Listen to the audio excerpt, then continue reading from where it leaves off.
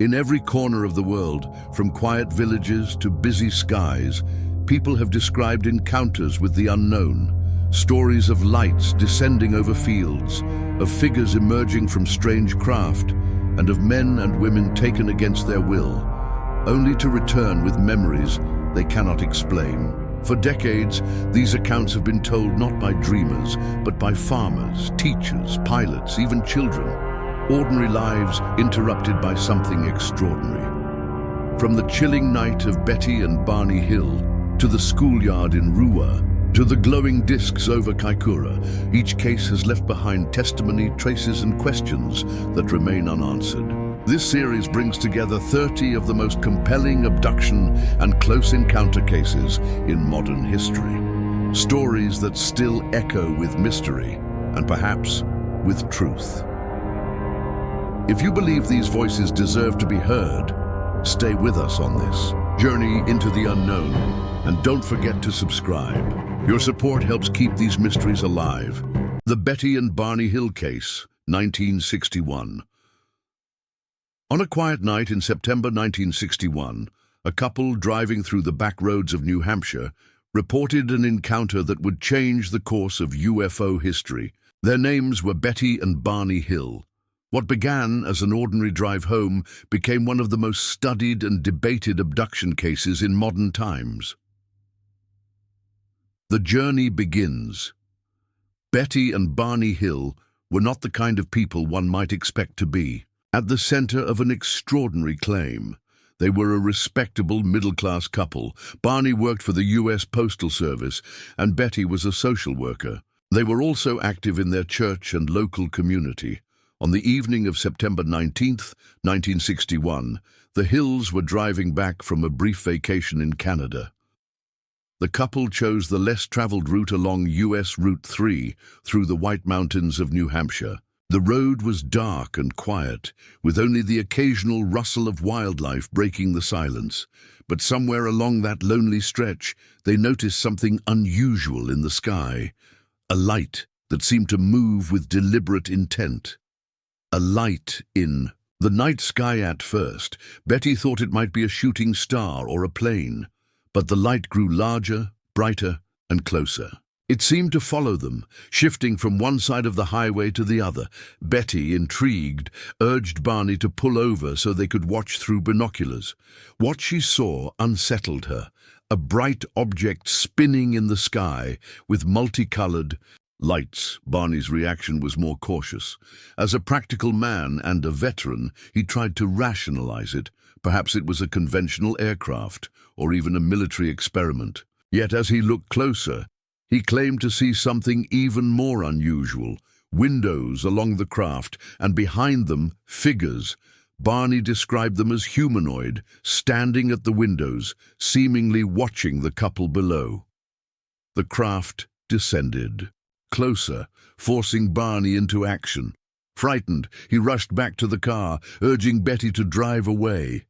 But as they did, a strange sensation overtook them, a period of missing time neither could immediately explain. The missing hours, when the Hills finally arrived home in Portsmouth, New Hampshire. The trip had taken far longer than expected. Nearly 2 hours of time could not be accounted for. They were exhausted, disturbed and uneasy. Their clothes seemed unusual. Barney's shoes were scuffed, Betty's dress torn at the hem. Both reported a sense of confusion, as if part of their memory had been erased. In the days that followed, Betty began to experience vivid dreams. In them, she described being taken aboard a strange craft where beings conducted examinations. These dreams were not ordinary. They were detailed, repetitive, and haunting. She confided in Barney, who initially dismissed them. Yet over time, both became troubled by the lingering gaps in their memory. Seeking answers, the Hills decided to contact local organizations, eventually reaching out to the National Investigations Committee on Aerial Phenomena, or NICAP, one of the major civilian groups studying UFOs at the time. They also spoke with Major Paul Henderson of the U.S. Air Force, who filed a report on their sighting. Still, the most famous part of their story would emerge later, under hypnosis. In 1964, the Hills began sessions with Dr. Benjamin Simon, a psychiatrist and neurologist with a background in treating war veterans. His method was simple: place each of them under separate hypnosis sessions and see what their subconscious revealed. Under hypnosis, what surfaced was extraordinary. Barney described being forced off the road and taken aboard a craft by humanoid beings. He spoke of examinations, medical instruments, and a sense of helplessness. He recalled the beings communicating not through speech, but telepathically. Betty's sessions mirrored much of Barney's account. She described similar medical examinations and interactions with the beings. She claimed to have seen a star map, which one of the entities showed her, suggesting their home system and travel routes. The star map would later draw considerable attention. Amateur astronomer Marjorie Fish attempted to match it to real star systems, proposing that it resembled the Zeta Reticuli system, a binary star located about 39 light-years away. This led to the case sometimes being referred to as the Zeta Reticuli incident. Skepticism and belief, the story captured public attention when journalist John Fuller published the book The Interrupted Journey in 1966. The Hills became public figures, though not without controversy. Skeptics argued that their story was a product of suggestion under hypnosis, influenced by science fiction and Cold War anxieties. Barney, particularly, had been under great stress during this period, dealing with racial tensions, long work hours, and health issues. Some psychologists suggested these factors may have shaped his perception and memory. Others pointed to inconsistencies in their accounts, or the possibility that Betty's recurring dreams influenced both of their hypnosis narratives. And yet, certain details remain difficult to dismiss. The physical evidence, scuffed shoes, torn clothing, unexplained marks on their car, added layers of intrigue. The missing 2 hours of memory continued to puzzle investigators. The broader impact, regardless of belief, the Hill case became a cornerstone in the study of UFO abductions. It was the first widely publicized account of its kind in the United States, setting a framework for many similar reports that followed in the decades ahead. Descriptions of medical examinations, telepathic communication, and humanoid figures aboard craft would become recurring themes in abduction narratives. The Hills themselves were reluctant celebrities. They did not seek fame, and the attention weighed heavily on them. Barney passed away in 1969, only a few years after their story became widely known. Betty lived until 2004, continuing to share her account with researchers and the public, though always carrying the burden of skepticism and ridicule. Reflections on the case today. The Betty and Barney Hill case remains a subject of study, debate, and fascination. For some, it is a genuine encounter with beings from beyond our world. For others, it is a case study in psychology, memory, and the power of suggestion. The evidence is inconclusive, but the impact is undeniable. It raised questions about what lies beyond Earth, about the nature of human perception, and about how extraordinary experiences are remembered, interpreted, and shared. More than 60 years later, the night in the White Mountains still lingers. In the imagination, was it an encounter with extraterrestrial life, or a deeply human story shaped by fear and uncertainty? The answers remain elusive, and perhaps that is why the case endures, not as a solved mystery, but as a reminder that some experiences defy simple explanation. The Pascagoula Encounter, 1973. On an October evening in 1973, 2 men set out for a quiet night of fishing along the Pascagoula River in Mississippi. What they claimed happened next would become one of the most dramatic and puzzling abduction cases in American history. An encounter that still stirs debate nearly half a century later. A quiet evening turns. Strange Charles Hickson was 42 years old, a shipyard foreman, and a practical man by nature. His companion that night was 19-year-old Calvin Parker, a co-worker and friend. On October 11th, the two carried their gear to the banks of the Pascagoula River. The air was warm, the water calm, and the evening promised little more than fishing and conversation. But as the sun slipped below the horizon and darkness fell, their quiet night was interrupted. They noticed a strange light in the distance, blue, flashing, and unlike any aircraft they had ever seen. The light grew brighter, moving toward them. Both men stood frozen as the source came into view. A glowing, oval-shaped craft hovering just above the ground nearby. The beings, before they could react, a hatch opened. Out floated three figures unlike anything either man had ever seen. Hickson later described them as humanoid, but robotic in movement. Their skin appeared grey and wrinkled, with claw-like hands and legs that tapered to points. They had no necks, with heads that seemed fused to their shoulders, and in place of eyes, slits or holes that gave them an unsettling, featureless look. The beings moved with mechanical precision, as if gliding. Within moments, Parker and Hickson felt themselves seized by the creatures. A paralyzing sensation overtook them, leaving them unable to resist. Panic coursed through Parker, who would later describe the terror of being unable to move or cry. Out aboard the craft, the men claimed they were floated almost effortlessly into the glowing craft. Inside, Hickson recalled a bright, sterile environment. He found himself on a table-like surface where a device resembling a large mechanical eye examined him from head to toe. He felt no pain, but the sense of helplessness remained. Calvin Parker's memory was less clear. He reported being conscious but overwhelmed with fear, often shutting his eyes during the experience. He too recalled some form of examination, though the details were fragmented. The encounter lasted only minutes, but for the men, it felt like an eternity. Then, just as suddenly, they were returned to the riverbank. The beings floated them back down, released their hold, and retreated into the craft. With a flash of light, the object rose and vanished into the night sky.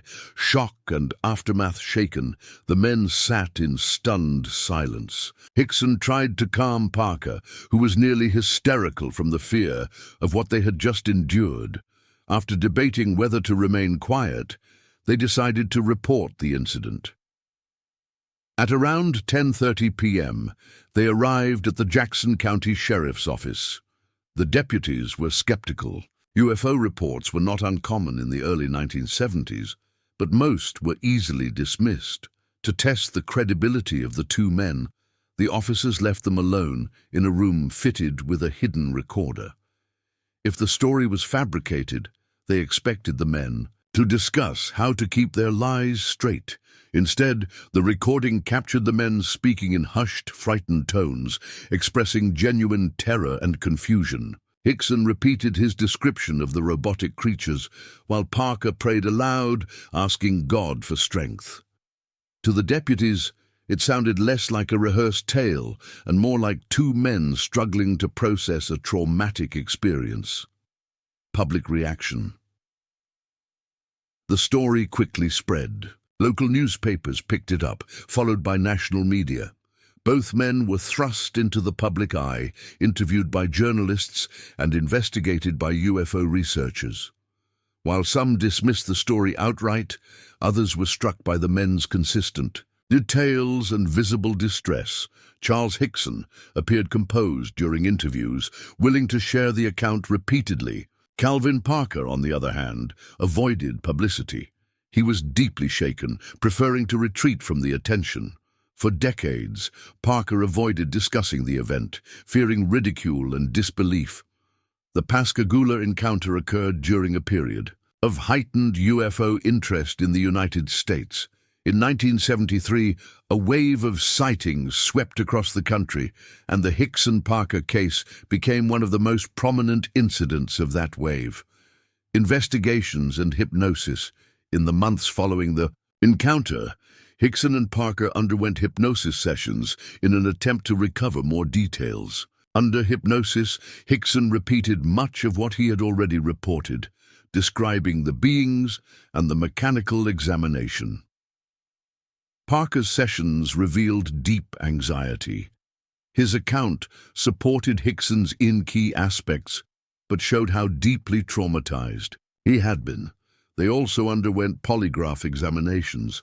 Hickson's test results suggested he was truthful, though some skeptics argue polygraphs are not definitive. Still, for many who studied the case, the evidence pointed to sincere witnesses, not hoaxes, skeptical views. Not everyone was convinced. Skeptics proposed alternate explanations. Perhaps the men misinterpreted ordinary lights, or the experience was shaped by stress and imagination. Some suggested they had been influenced by media reports of UFOs, or even that the story was a fabrication to gain attention. But counter-arguments persisted. The sheriff's secret recording painted a portrait of two frightened men, not storytellers, seeking fame. Hickson, in particular, remained steadfast until his death in 2011, insisting the event had happened exactly as described. Parker, who had long remained silent, eventually began speaking publicly in later life, maintaining the same story. Legacy of the encounter. The Pascagoula incident became a cornerstone in UFO literature. It was referenced in books, documentaries, and investigations by both skeptics and believers. What set it apart was the sheer strangeness of the beings described, not the familiar grey aliens of later reports, but creatures with robotic qualities, wrinkled skin, and claw-like appendages.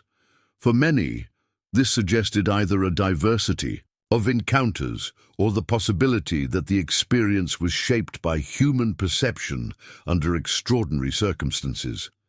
In recent years, newly released documents and witness statements have revived interest in the case. Other locals reported unusual lights in the sky that same evening, adding a layer of corroboration. Some even claimed similar encounters along the Pascagoula River. A mystery that endures today, the Pascagoula encounter remains one of the most intriguing abduction cases on record. It carries all the hallmarks of a mystery: credible witnesses, physical and psychological effects, official reports, and yet no definitive explanation.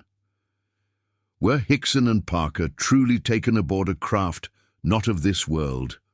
Or did fear, suggestion, and the darkness of the riverbank conspire to create an unforgettable illusion?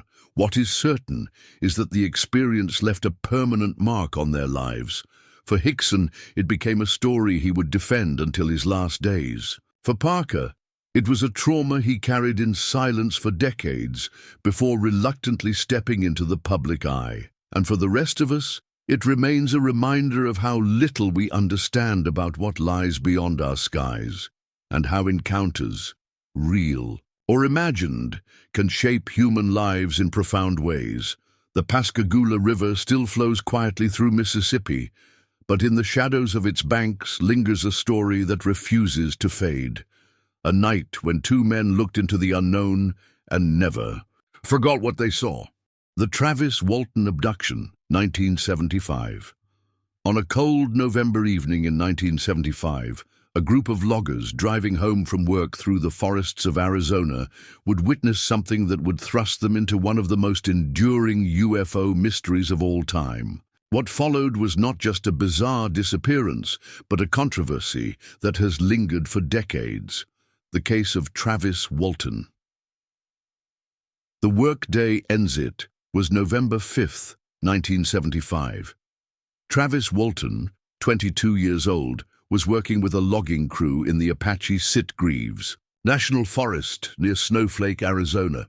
The men, 7 in total, had been clearing brush and cutting trees for a local timber contract. At the end of the day, as the sun dipped behind the pines, they piled into a truck driven by crew boss Mike Rogers.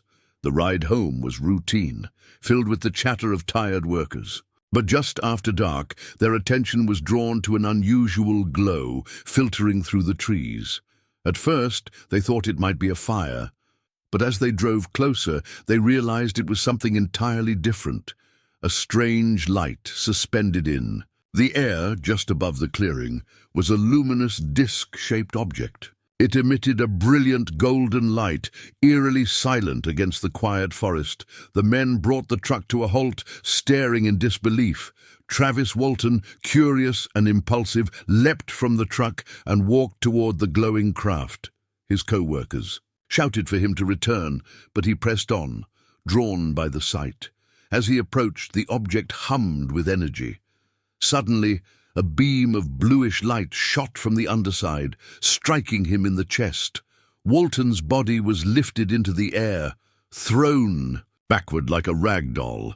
His companions screamed. Believing him dead, they panicked and sped away in terror, panic and disbelief. After fleeing several miles, the men gathered their courage and returned to the clearing. But Travis was gone. The craft had vanished into the night sky, leaving only silence and darkness. Confused and terrified, they drove to Snowflake and reported the incident to local authorities. Sheriff deputies met them, skeptical of the fantastic story, yet the men were visibly shaken. Each gave the same basic account: a glowing craft, a beam of light, and their friend gone without a trace. What followed was a massive search. Dozens of law enforcement officers, volunteers, and helicopters combed the forest for days. No sign of Walton could be found. To many, it seemed he had simply vanished. Suspicion falls. As the hours turned to days, suspicion grew. Some accused the loggers of foul play. Perhaps Walton had been murdered and the UFO story concocted as a cover. Under intense pressure, the men agreed to take polygraph tests. 6 passed, their answers consistent with their original story. One test was deemed inconclusive, but none showed signs of deception.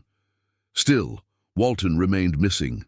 For 5 days, speculation ran wild. The incident drew national headlines, fueling debate between believers and skeptics. Had Walton been abducted by something otherworldly? Or was the entire story an elaborate hoax? The return on the night of November 10th, nearly a week after his disappearance, Travis Walton suddenly reappeared. Weak, disoriented, and dehydrated, he was found near Haber, Arizona, along a lonely stretch of road. His account of those missing days was extraordinary. Walton claimed that after the beam struck him, he awoke inside a strange room.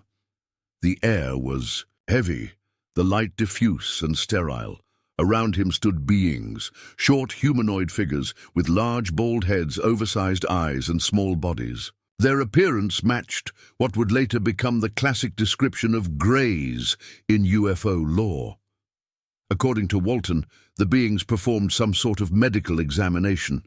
He recalled lying on a table, unable to resist, as instruments probed, and lights scanned his body. The beings communicated not with words, but with impressions, a silent understanding. At one point, Walton described being led into another room, where he encountered human-like figures dressed in blue suits. Unlike the smaller beings, these figures appeared more familiar, tall, with normal human features, though strangely expressionless. Eventually, he was escorted back toward a craft-like chamber.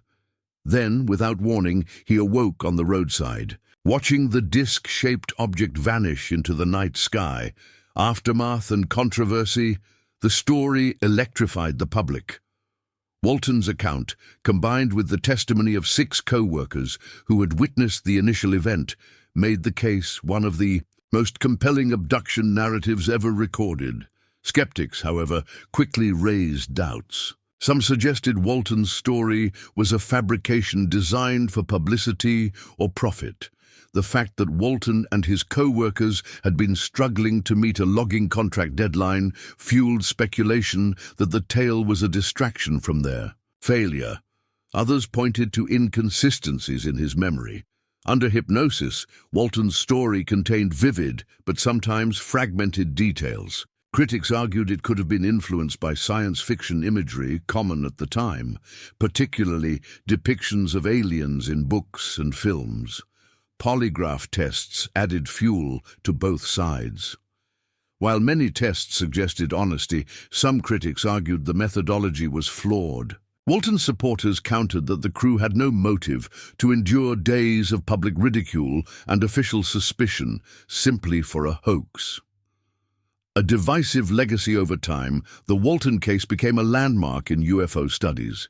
It was dramatized in the 1993 film Fire in the Sky, though the movie took considerable liberties, depicting his abduction with more horror than Walton himself described. The real Travis Walton has long insisted that his actual experience, while terrifying, was less violent and more clinical than Hollywood portrayed. For decades, Walton continued to share his story at conferences, in interviews, and in his book. The Walton Experience. His co-workers, though reluctant to remain in the spotlight, generally stood by their testimony. The case also remained a touchstone for skeptics. Some researchers suggested it was a psychological episode triggered by stress. Others proposed misperceptions of natural phenomena, or even an elaborate prank gone too far. Yet no definitive explanation has ever replaced the accounts given by Walton and his companions. Broader significance. The Travis Walton case came at a time when UFO sightings and abduction reports were entering mainstream consciousness. In the 1970s, cultural fascination with extraterrestrials was rising, influenced by both scientific curiosity and popular media. Walton's story, with multiple witnesses, physical effects, and national attention, stood out from other accounts. For believers, it remains one of the strongest abduction cases on record. A rare instance where multiple credible witnesses confirmed the initial encounter, followed by the alleged abductee's dramatic reappearance. For skeptics, it serves as an example of how memory, stress, and cultural influences can shape extraordinary claims. Reflection today, nearly 50 years later, the Travis Walton abduction remains unresolved. No conclusive evidence has ever proven or disproven his account. Yet the story continues to be retold, debated, and studied, both by UFO researchers and those who question the limits of human perception. Did Travis Walton truly encounter beings from another world that night in the Arizona forest? Or was the experience born of fear, suggestion, and imagination? The truth remains elusive. But the case endures, not simply as a tale of abduction, but as a reminder of how powerful and mysterious the unknown can be. Somewhere in the vast expanse of the universe, the answer may exist. Until then, the story of Travis Walton lingers, a mystery suspended between belief and doubt, like the glowing craft that once hovered above the pines. The Allagash Abductions, 1976. In the summer of 1976, 4 young men set out for a wilderness adventure in the remote forests of northern Maine. What was meant to be a week of fishing, canoeing, and camping turned into one of the most enduring UFO abduction cases in history, the Allagash Abductions. Into the wilderness, the trip began in August. Brothers Jim and Jack Weiner, along with their friends Charles Foltz and Charles Charlie Rack, were all in their 20s, art students at the Massachusetts College of Art. Seeking a break from the city, they planned a canoe trip deep into the Allagash Wilderness Waterway, a rugged stretch of rivers, lakes, and dense pine forests in northern Maine. The group was experienced in the outdoors, prepared for long days of paddling and nights beneath the stars. For several days, their adventure unfolded as expected, fishing in the lakes, cooking by firelight, and navigating the quiet waterways. But soon, events would take an unexpected turn. The first sighting on the second night, as they camped near Eagle Lake, the group noticed an unusual light in the sky. At first, they dismissed it as a star or possibly a plane, But the object moved in ways no ordinary aircraft should. It hovered, darted, and shifted direction with unnatural precision. The men watched in silence until it disappeared into the distance. While unsettled, they brushed it off as a curious but unexplained sighting. None of them could have imagined how much stranger the experience would become. The fishing trip, several nights later, on August 20th, the men were fishing on Eagle Lake after sunset. To illuminate their spot for night fishing, they built a large campfire on shore, a beacon to guide them back. Paddling into the dark waters, they soon noticed something unusual. A bright, glowing light appeared over the treetops. This was no star or lantern. It was a structured object, a large, glowing sphere or oval that seemed to pulse with energy. It hovered silently above the trees before descending toward the lake. The men were transfixed. The craft was enormous, with beams of light stretching across the water. Panic set in when the object began moving toward their canoe. Fearing they were in danger, they paddled furiously back to shore, straining against the water. And then, a sudden blank. The next thing they remembered was standing on shore, exhausted and bewildered. The campfire, which should have burned for hours, had dwindled to embers, as though far more time had passed than they realized. Hours seemed to be missing from their memory. Lingering questions. Disturbed by the experience, the men completed their trip and returned home. For years, they spoke little about what happened, but each carried lingering unease, as if something more had occurred that night on the lake.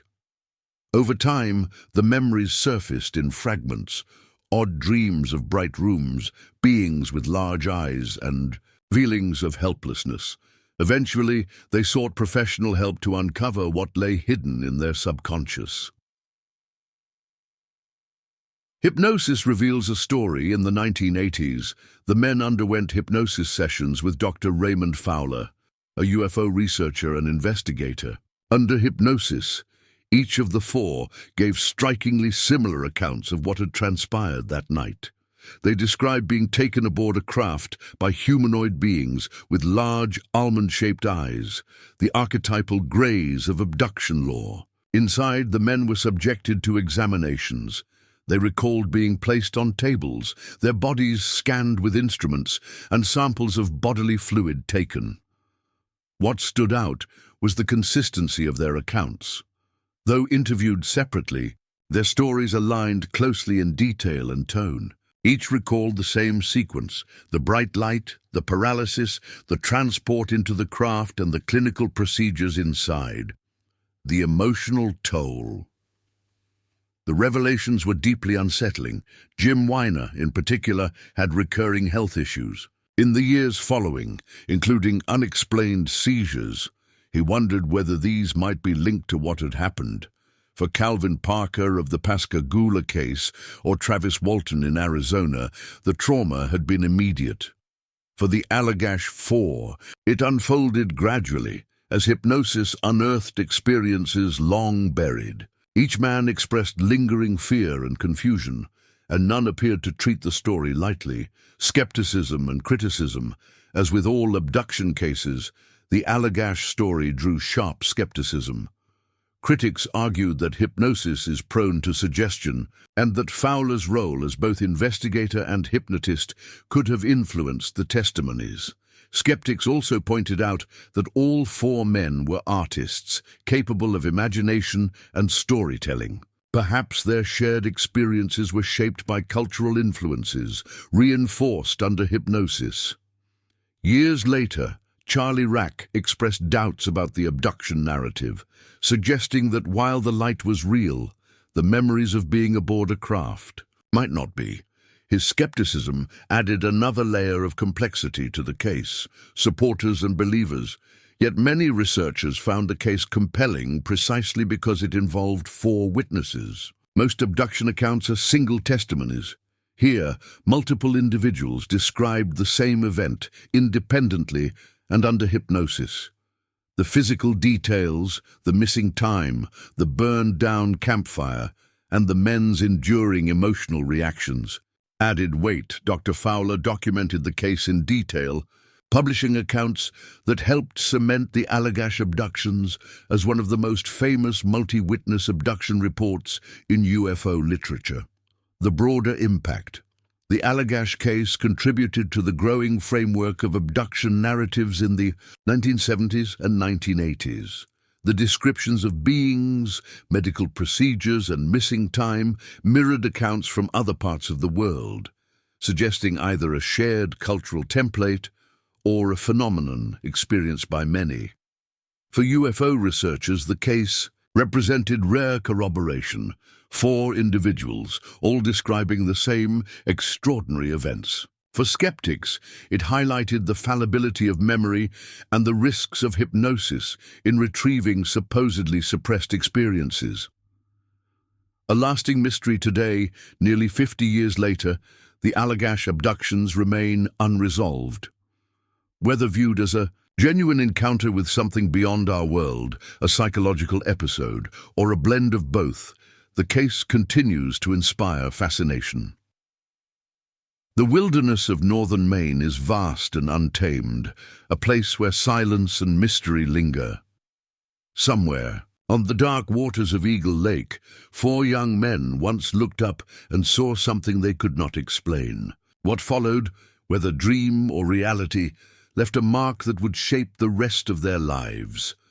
Was it an elaborate fabrication, a shared hallucination, or an encounter with visitors from beyond Earth?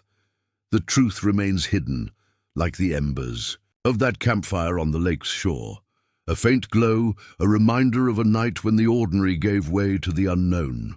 The Linda Napolitano case, 1989. In the heart of New York City, on a night in November 1989, a woman claimed she was taken from her high-rise apartment and drawn into a hovering craft above the East River. The case would become one of the most unusual and hotly debated abduction stories of the late 20th century. The alleged abduction of Linda Napolitano. A night in Manhattan. It was the early hours of November 30th, 1989. Linda Napolitano, living in a 12th floor apartment in Manhattan, reported being awakened by an intense blue light flooding her bedroom. What happened next, she claimed, was beyond belief. According to Linda, several small humanoid beings appeared beside her bed. They levitated her from the room, transported her through the closed window and into a large glowing craft that hovered silently above the city skyline. From her perspective, she was examined aboard the craft by these beings, subjected to procedures she could neither resist nor fully comprehend. When the experience ended, she was returned to her bed, disoriented but awake, convinced that what had happened was real. The investigator Linda was not a UFO enthusiast seeking publicity. In fact, she only confided in others later, when the experience continued to haunt her. Eventually, her account reached Bud Hopkins, a leading UFO researcher and author who specialized in abduction cases. Hopkins had already documented numerous reports of abductions under hypnosis, but Linda's story stood out for one extraordinary reason: alleged corroborating witnesses. The witnesses. According to Hopkins, several individuals came forward claiming to have seen something unusual that night over Manhattan. 2 men, later revealed to be security personnel, said they had been driving near the Brooklyn Bridge when they saw a woman being floated out of a high-rise window and into a craft. Their description matched Linda's own account. More remarkably, Hopkins claimed that a political figure, Javier Pérez de Cuellar, then Secretary General of the United Nations, was in a nearby vehicle and also witnessed the event. Though Pérez de Cuellar himself never publicly confirmed this, the suggestion that such a prominent international figure had seen the incident added both intrigue and controversy to the case. Consistent accounts Linda's own memories supported by hypnosis sessions conducted by Hopkins, described being taken aboard the craft and encountering small, grey-like beings. She recalled examinations, telepathic communication, and feelings of paralysis. What gave the case weight, in Hopkins' view, was the consistency between her testimony and that of the outside witnesses. They too described a glowing craft hovering silently over the East River and a woman being levitated into it. The idea of such an event taking place in New York City, one of the busiest and most populated areas in the world, made the story almost unbelievable, and yet, if even part of it were true, it suggested something extraordinary had occurred.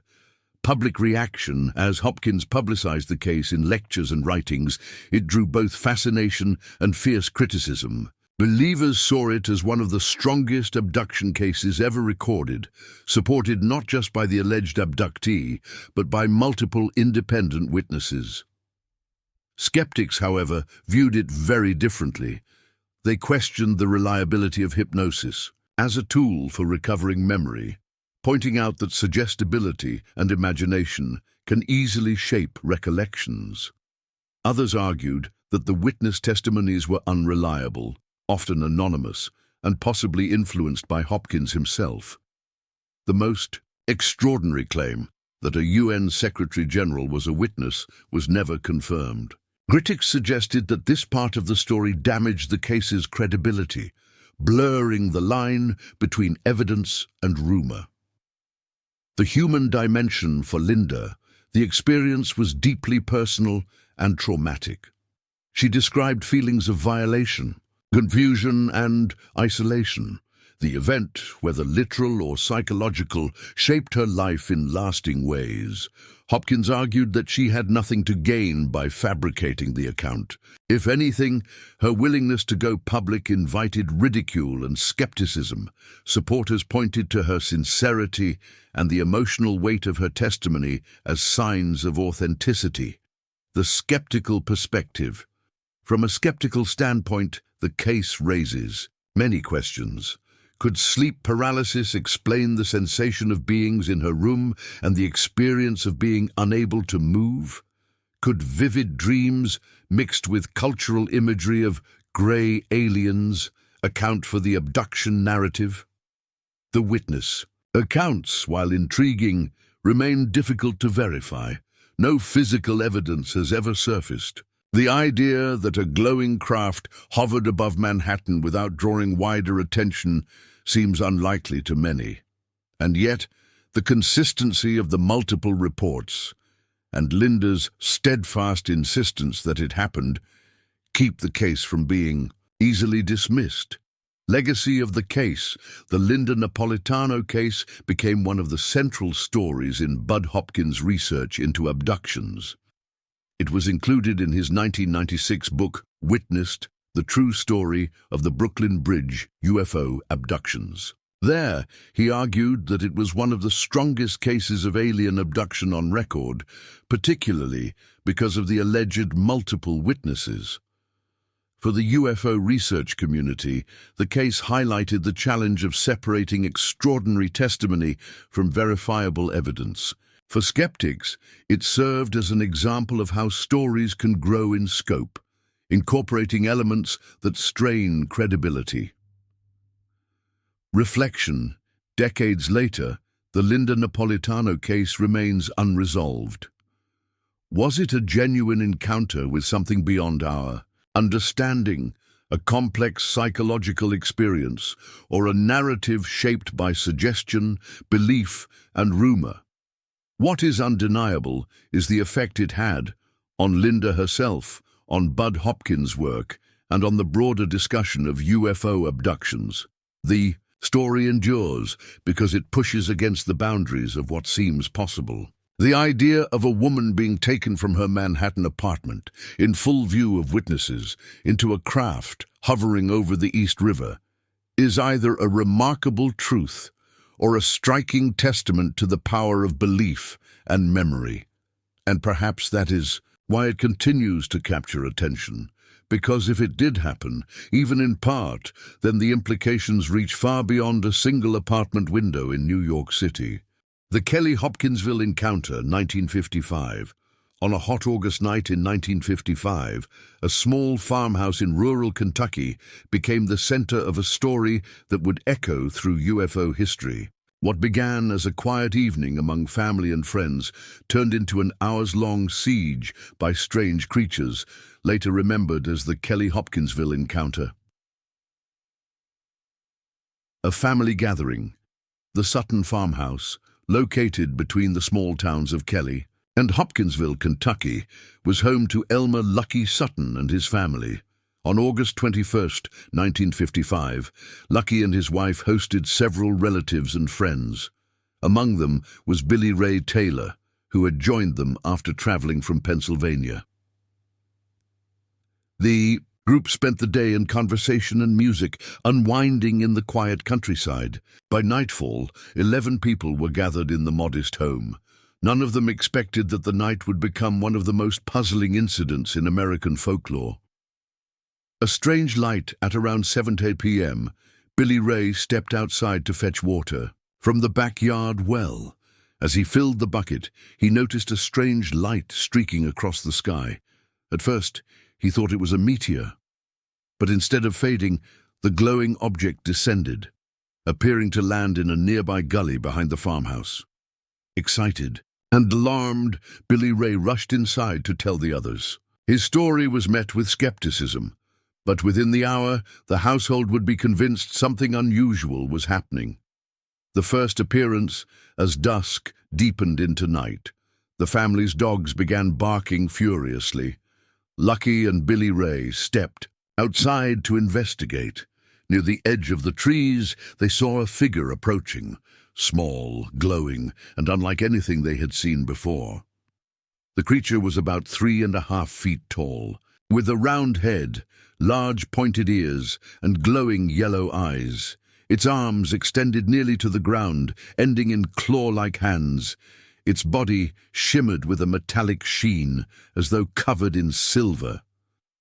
The figure moved with an odd, swaying gait, almost as if floating. Startled and afraid, the men retreated into the house, but curiosity and fear drove them to arm themselves. With rifles and shotguns in hand, they prepared for what they felt was an imminent threat. The siege moments later, the creature appeared at a window. Terrified, Billy Ray fired his gun, striking it at close range. Instead of falling, the being flipped backward and scurried into the darkness. Another soon appeared at the back door, where Lucky fired again. This one, too, seemed impervious to bullets, tumbling away only to re-emerge moments later. For the next several hours, the Sutton family claimed their farmhouse was besieged by these strange beings. They scratched at windows, peered through doorways, and climbed onto the roof. The family fired repeatedly, but the creatures seemed unharmed, floating or darting away only to return. Inside, the family huddled together, terrified. The children cried as the adults kept watch, weapons ready. The creatures never forced their way in, but they circled the house persistently, as though observing or testing the humans inside. The ordeal stretched on until the early morning hours. Finally, around 3:30 a.m., the activity seemed to stop. Exhausted and shaken, the family decided to seek help. Authorities investigate at dawn. The Suttons drove into Hopkinsville and reported the incident to the police. Their story drew immediate attention. Law enforcement officers, including state troopers and military police from nearby Fort Campbell, descended on the farmhouse. They found the Sutton family visibly shaken, many still clutching weapons. The officers searched the property, but found no creatures, no craft, and no physical evidence beyond bullet holes in the walls and windows. The dogs remained uneasy, refusing to approach certain areas. The authorities eventually left, unconvinced, but unable to dismiss the family's fear. For the Suttons, however, the nightmare was not over. The return later that evening, after the police had gone, the creatures returned. Once again, the Suttons reported seeing the small, glowing figures lurking around the farmhouse. The siege continued into the night, though by morning it had ended for good. No further visits were reported, but the family remained deeply shaken. Their story quickly spread through newspapers and radio reports, attracting both curiosity and ridicule. Public reaction. The Kelly-Hopkinsville encounter became front-page news. The creatures were soon dubbed Little Green Men, though the Suttons had described them as silver or metallic in color. The phrase stuck, becoming a cultural shorthand for aliens. The Suttons, however, did not enjoy the attention. Far from profiting from their story, they faced mockery and harassment. Strangers came to gawk at their farmhouse. Reporters hounded them. Many accused them of hoaxing the event, though the family consistently denied this. Possible explanations over the years, skeptics have offered alternate explanations. Some suggest the creatures were great horned owls, whose glowing eyes, large wings, and eerie movements in the dark could have frightened the family. The owl's aggression, combined with the heightened tension of the moment, might have been mistaken for a coordinated attack. Others argue that excitement, fear, and group psychology played a role, with ordinary events interpreted as extraordinary under stress. The bright meteor Billy Ray first reported could have been a real astronomical event, setting the stage for misperceptions that followed. Yet supporters note that multiple witnesses, including adults and children, described the same details. The prolonged siege, lasting hours, seems difficult to attribute entirely to misidentified animals. Legacy of the encounter. The Kelly-Hopkinsville case has endured not only because of its strangeness, but also because of its impact on popular culture. The Little Green Men stereotype of aliens traces directly back to the press coverage of this event. For UFO researchers, the case represents one of the earliest and most dramatic multi-witness encounters in modern history. For skeptics, it stands as a cautionary tale about perception, fear, and folklore. The farmhouse itself eventually became a site of curiosity. Though the Suttons moved away, the story of that August night continues to draw interest from researchers, journalists, and the curious reflection. More than half a century later, the Kelly-Hopkinsville encounter remains a mystery. 11 witnesses, including adults and children, stood by their story, that small, glowing beings besieged their home through the night. Were they victims of a hoax, a misidentified natural phenomenon, or an encounter with something truly unknown? The answers remain elusive. What is certain is that the events of August 21, 1955, left a lasting imprint on the Sutton family, on the small towns of Kelly and Hopkinsville, and on the cultural imagination of what it means to encounter beings from beyond. And so the story endures, suspended between folklore and fact, in the quiet Kentucky night where the line between the ordinary and the extraordinary seemed to vanish. The Lonnie Zamora Socorro incident, 1964. On a spring afternoon in 1964, in the small town of Socorro, New Mexico, a routine police patrol turned into one of the most famous UFO encounters ever recorded. The case is remembered not just for what was seen, but for the credibility of the witness, Patrolman Lonnie Zamora. An ordinary day, it was Friday, April 24, 1964. Lonnie Zamora, a respected officer with the Socorro Police Department, was on duty in his patrol car. At around 5:45 p.m., he was chasing a speeding vehicle through the dusty outskirts of town when he heard a loud roar and saw a flash in the sky. Thinking there might have been an explosion, perhaps from a nearby dynamite storage shack, Zamora broke off the pursuit and turned his car toward the sound. As he drove up a gravel road toward a small arroyo, he spotted something strange in the distance. The encounter at first glance, Zamora thought it might be an overturned car or a small shack. But as he approached, the object came into clearer view. He described it as a white, oval-shaped craft, about the size of a small car, resting on landing gear in the desert. Near the object stood two figures, Zamora thought they were people at first, perhaps children, given their small size. They appeared dressed in white, standing close to the craft. As he drew nearer, one of the figures seemed startled and quickly moved out of sight. Suddenly, a loud roar filled the air. Flames and smoke erupted beneath the craft. Fearing an explosion, Zamora scrambled out of his car and ducked behind the desert brush. The takeoff from his vantage point, Zamora watched as the craft lifted from the ground. It rose slowly at first, the roar echoing across the arroyo. Then, without wings, rotors, or visible means of propulsion, it ascended silently into the sky. Zamora noted a red insignia on the side of the object, an unusual marking like an inverted V with 3 lines beneath it. Within seconds, the craft soared away, disappearing into the horizon. When the roar ceased, all that remained was silence, the smell of something burned, and the impression that something extraordinary had just taken place. Physical evidence, Zamora cautiously returned to the landing site. What he found added weight to his story. On the dusty ground were 4 distinct impressions, as though heavy landing gear had pressed into the soil.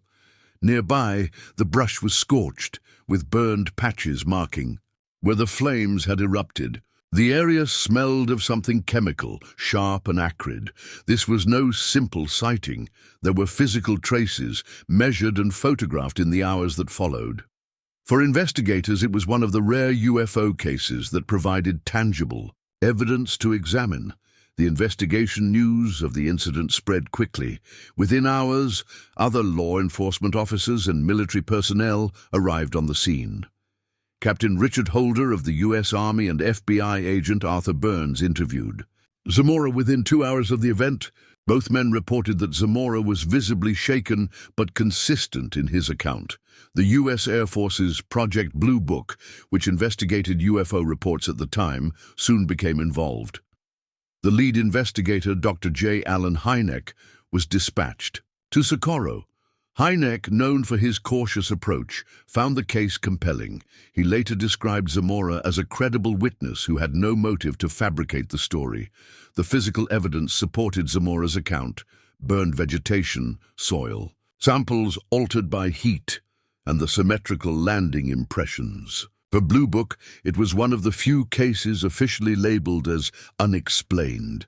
Witness credibility, Lonnie Zamora's reputation played a central role in the case's significance. He was a well-regarded police officer, known for his honesty and steady character. By all accounts, he was not the type to seek publicity or invent wild tales. In fact, Zamora found the attention deeply uncomfortable. He avoided the spotlight, rarely giving interviews, and expressed frustration that the incident had disrupted his life. For him, it was not a story to capitalize on. It was an encounter he wished he had never experienced. Skeptical explanations, despite the evidence, skeptics searched for alternate explanations. Some suggested the object was an experimental aircraft from nearby White Sands missile range. Others proposed it was a hoax, perhaps staged by college students using balloons or pyrotechnics. Yet these theories never fully explained the details. No known aircraft at the time matched Zamora's description, and the landing impressions suggested something heavier than a balloon had rested on the ground. Hoax theories faltered in light of the scorched earth and Zamora's immediate distressed reaction. Dr. Hynek, after careful study, concluded the case remained one of the most puzzling in the Blue Book files. Wider impact. The Socorro incident had far-reaching effects. It became a benchmark case for UFO researchers, frequently cited as one of the strongest examples of a credible witness supported by physical evidence. Unlike many abduction stories or distant sightings, the Socorro case involved a respected police officer in broad daylight, with tangible traces left behind. It stood out even among hundreds of cases investigated by the U.S. Air Force. In later years, the red insignia Zamora reported seeing on the craft became a subject of fascination. Was it a symbol of origin, a marking of some kind, or merely a detail misunderstood in the heat of the moment. Its exact meaning remains unknown. Lonnie Zamora's silence. In the decades after the incident, Zamora rarely spoke about it. He remained consistent in his description, but disliked the attention it brought. He maintained that he had simply reported what he saw, nothing more. To his death in 2009, Zamora never changed his story. Those who knew him believed he remained troubled by the encounter, unsure of what he had witnessed but unwilling to deny it. Reflection today, the Lonnie Zamora incident remains one of the most respected UFO cases in history. It is remembered not for wild speculation, but for the sobriety of its witness and the weight of its physical evidence. Skeptics still search for answers, and believers point to it as proof that something extraordinary once landed in the desert outside Socorro. What did Lonnie Zamora see that afternoon in 1964? An experimental craft, a misunderstood natural event, or something beyond our world? The truth remains hidden in the desert winds of New Mexico, suspended between possibility and mystery. And perhaps that is why the Socorro incident endures, not as a solved case, but as a reminder that sometimes even the most ordinary days can hold extraordinary secrets. The Valenzuela case, 1965.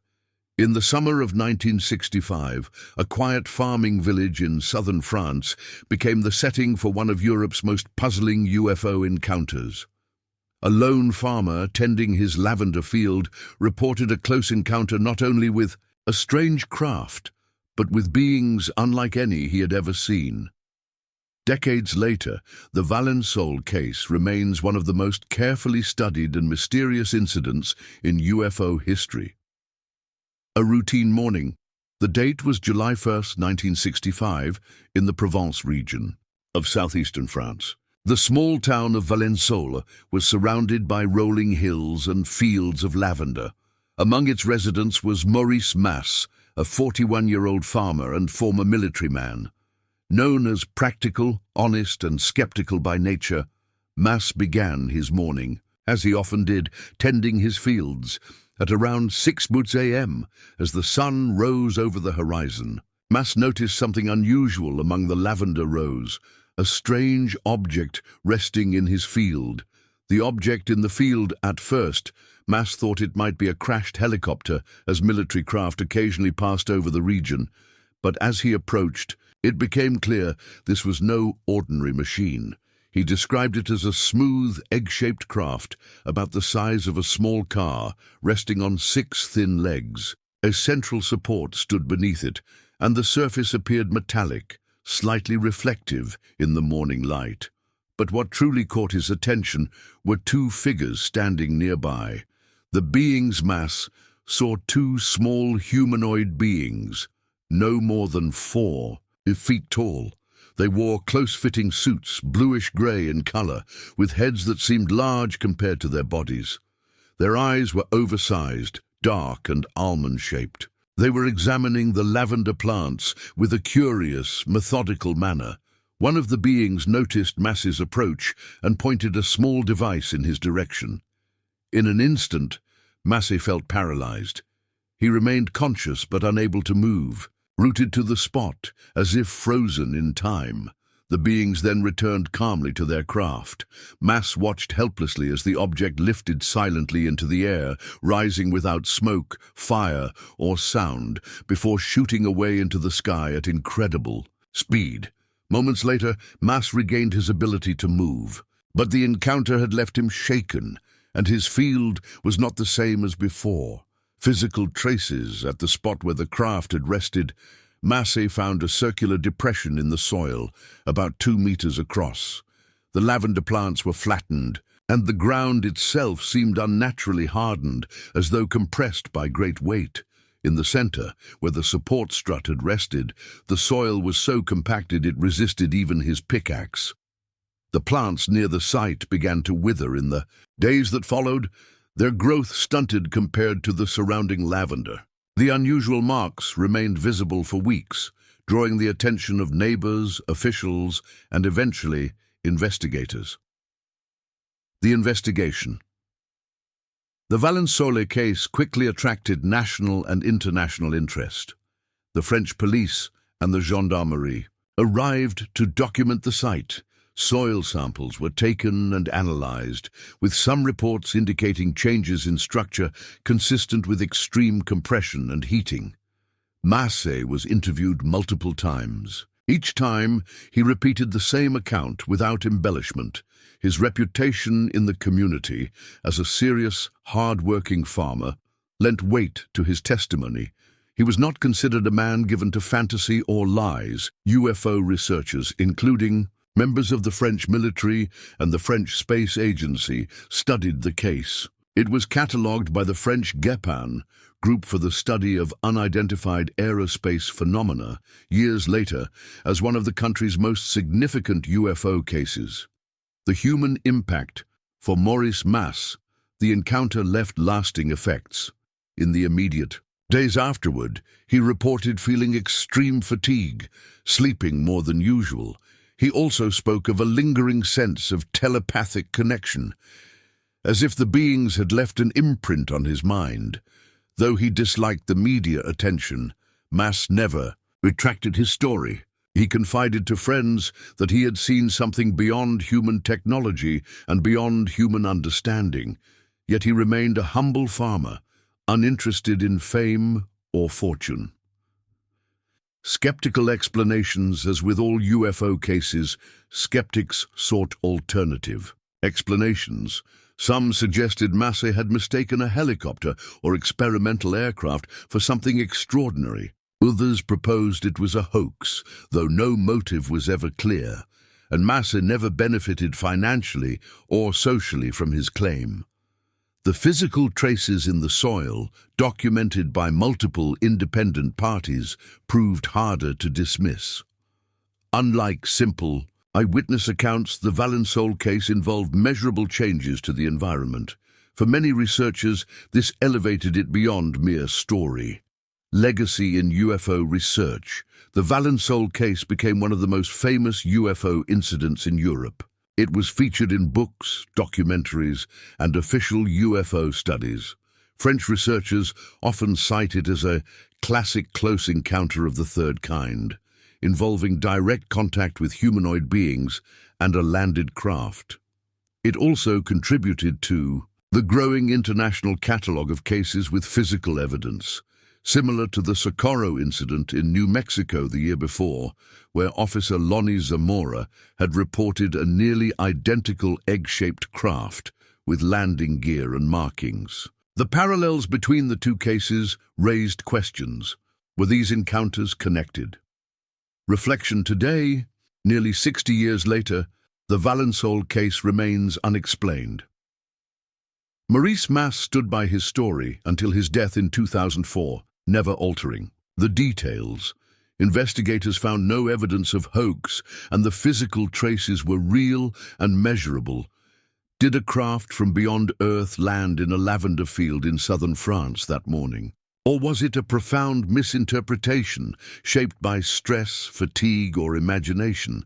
The truth may never be known, but the case continues to stand out as one of the rare UFO encounters supported by both credible testimony and tangible evidence.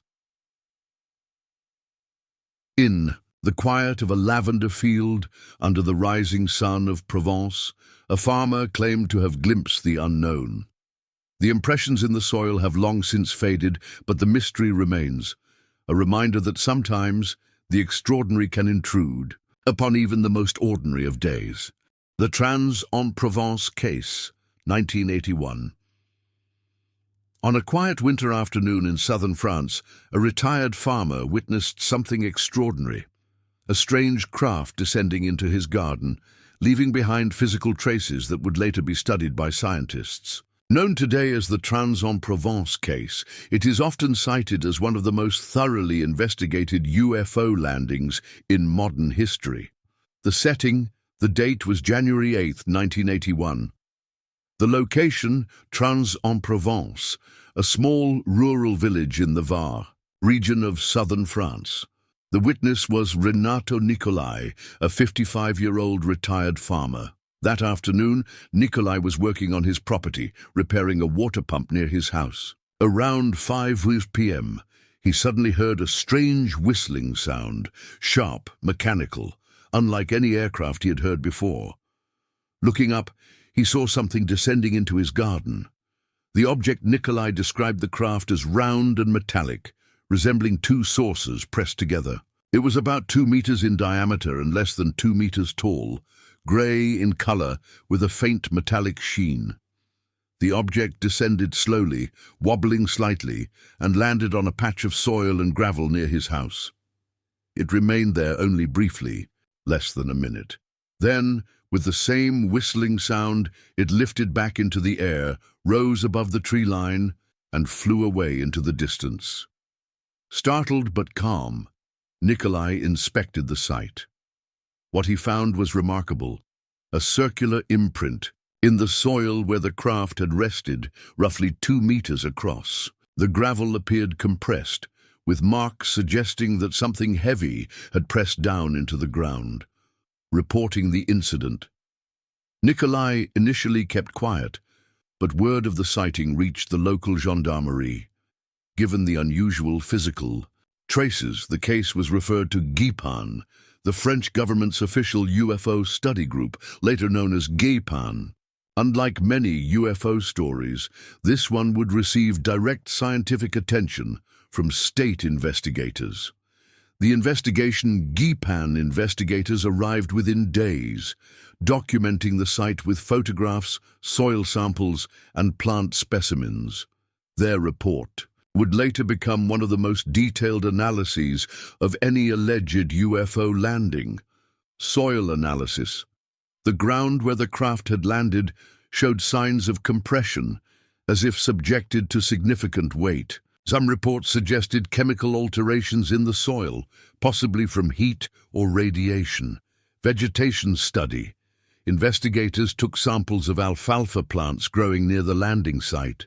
Laboratory tests revealed that the plant's chlorophyll content was abnormally reduced and their growth appeared stunted. Some scientists interpreted this as evidence that the plants had been exposed to electromagnetic radiation or extreme heat. Witness credibility. Nicolai was interviewed multiple times. He consistently described the same sequence of events.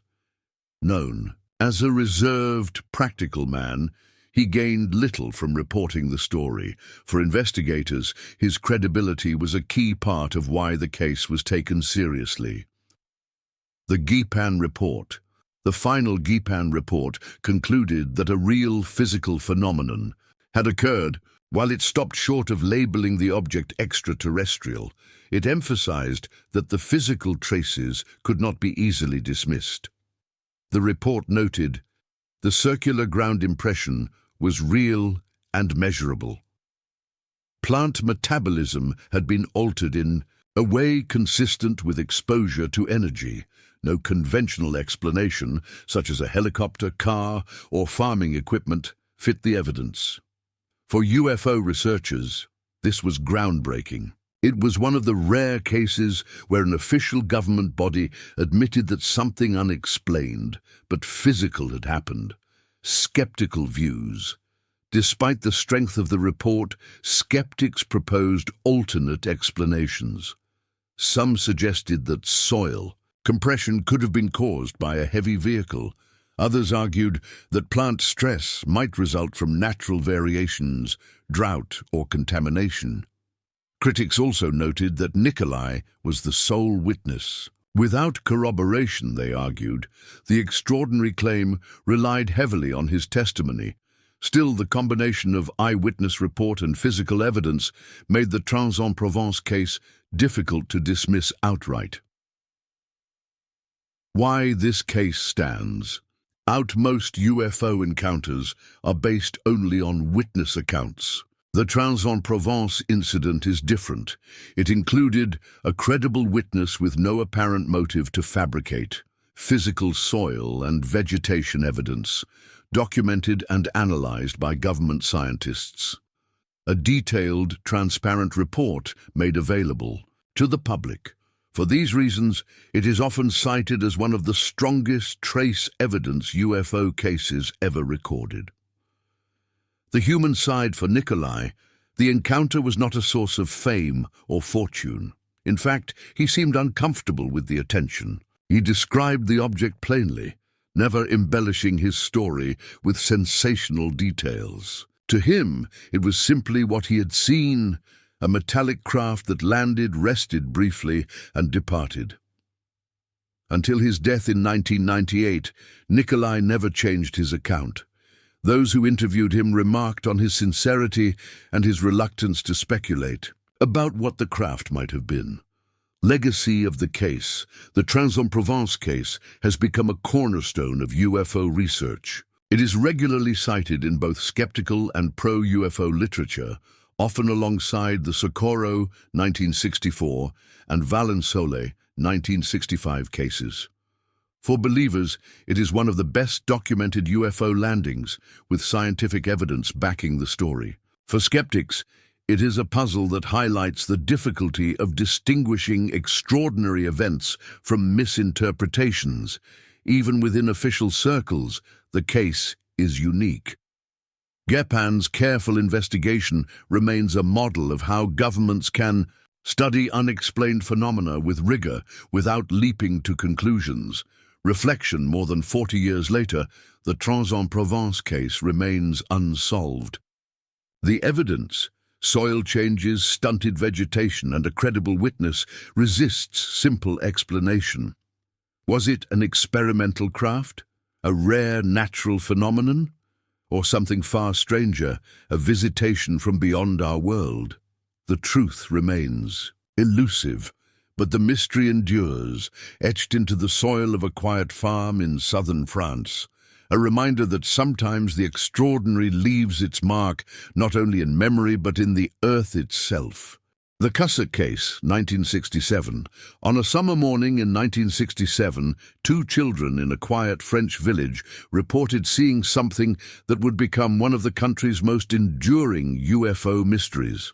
Their account, involving strange beings, a hovering sphere, and physical traces left behind, is remembered today as the Cussack case.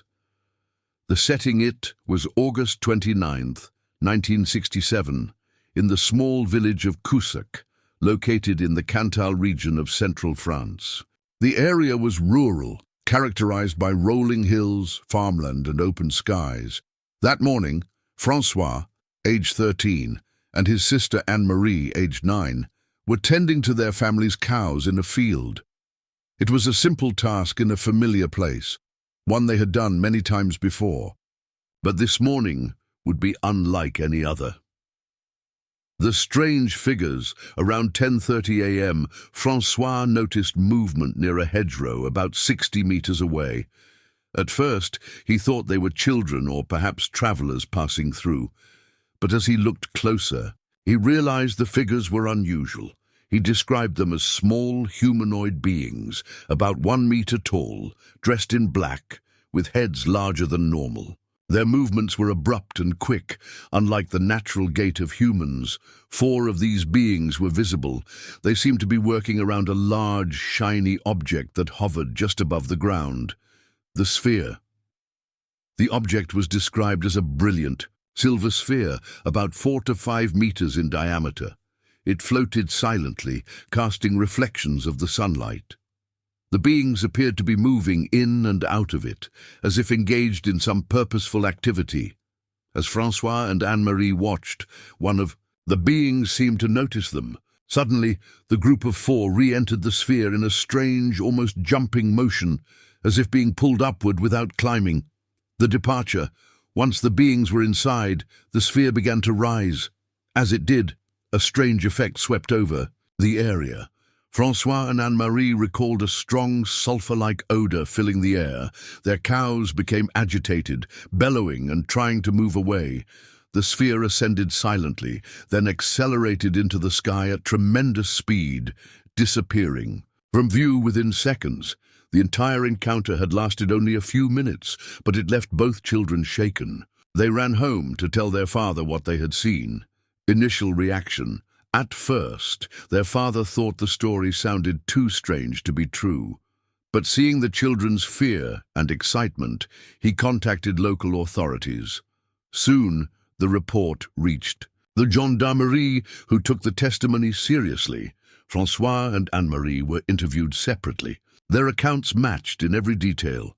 Both described the small, black-clad beings, the hovering silver sphere, the sulfur smell, and the frightened reaction of the cattle. The investigation. The Cossack case quickly drew the attention of Guipin's predecessors, French military and police investigators who recorded UFO reports at the time. Unlike many witness accounts, this one had 2 child witnesses whose testimonies were consistent and precise.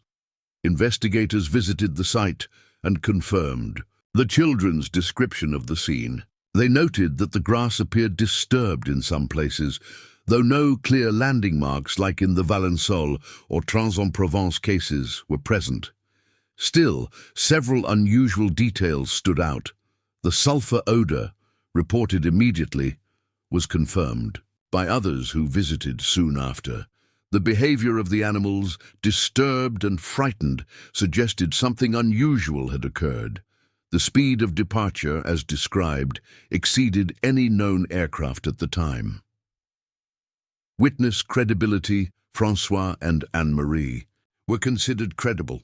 Their young age made fabrication less likely, especially given the consistency of their accounts. They did not seek publicity, and their family lived quietly in the rural village. Investigators remarked on the calm, matter-of-fact way the children recounted the events. They did not embellish their story with extraordinary details beyond what they had seen. Skeptical views: skeptics suggested that the children might have misinterpreted ordinary events. Perhaps they had seen people working with a balloon or a helicopter in the distance. Others argued that imagination, influenced by stories of space exploration in the 1960s, could have played a role. But these explanations struggled to account for key elements: the hovering metallic sphere, the sulfur smell, and the speed at which the object vanished.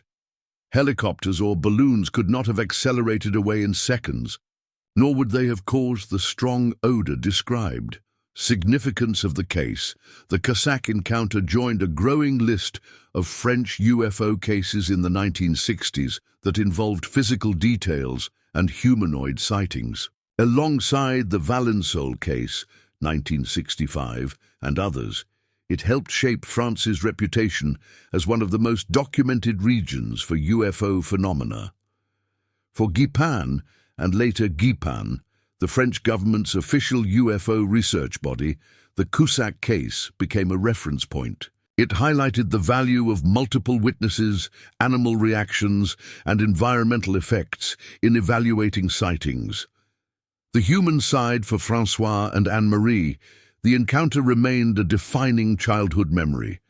They maintained their story into adulthood, never contradicting the details they gave that morning in 1967. Unlike cases involving adults, theirs was free from suspicion of hoax for financial gain. They were children tending cattle, with no reason to invent such a story. Reflection: more than 50 years later, the Cossack case remains unresolved. Was it a misidentified natural or human-made event, or did 2 children truly witness a close encounter with beings and a craft not of this world? The simplicity of their story is what keeps it compelling. They described only what they saw: small beings, a metallic sphere, a sulfur smell, frightened cows, and a sudden departure.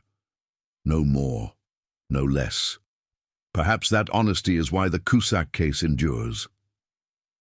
In a quiet French pasture, on an ordinary morning, 2 children glimpsed the extraordinary, leaving behind a mystery that still lingers in the lavender-scented air of central France.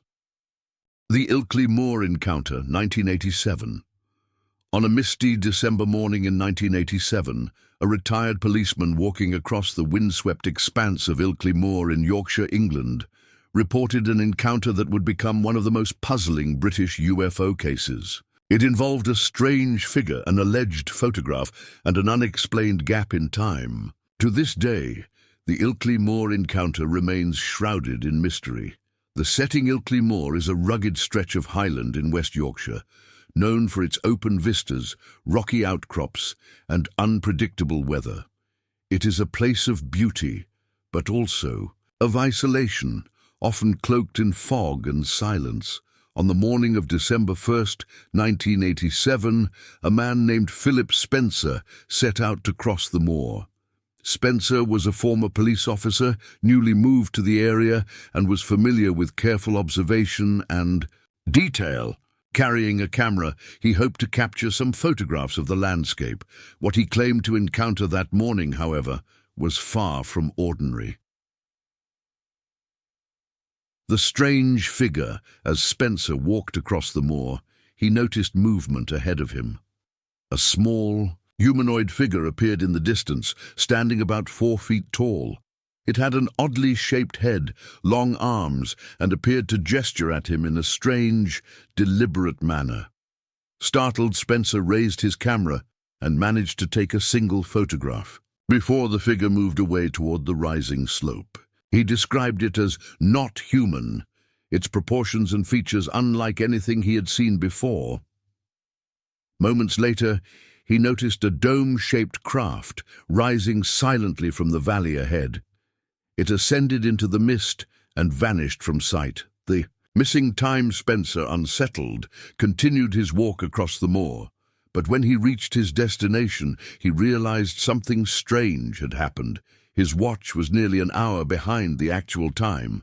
He could not account for the missing period. For him, what had felt like a short walk had taken much longer than it should have.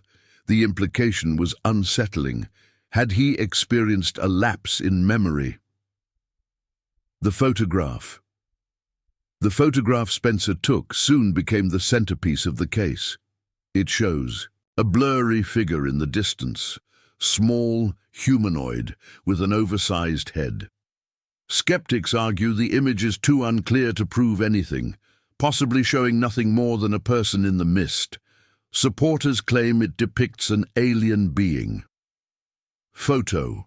Analysts examined the image and concluded it was not a double exposure or deliberate manipulation. But the low quality of the picture prevented any firm conclusion. Hypnosis and recovered memories. Still troubled by the missing time, Spencer later underwent hypnosis with researcher Jim Singleton. Under hypnosis, Spencer recalled a startling sequence of events. He described being approached by the small figure, then taken aboard a craft.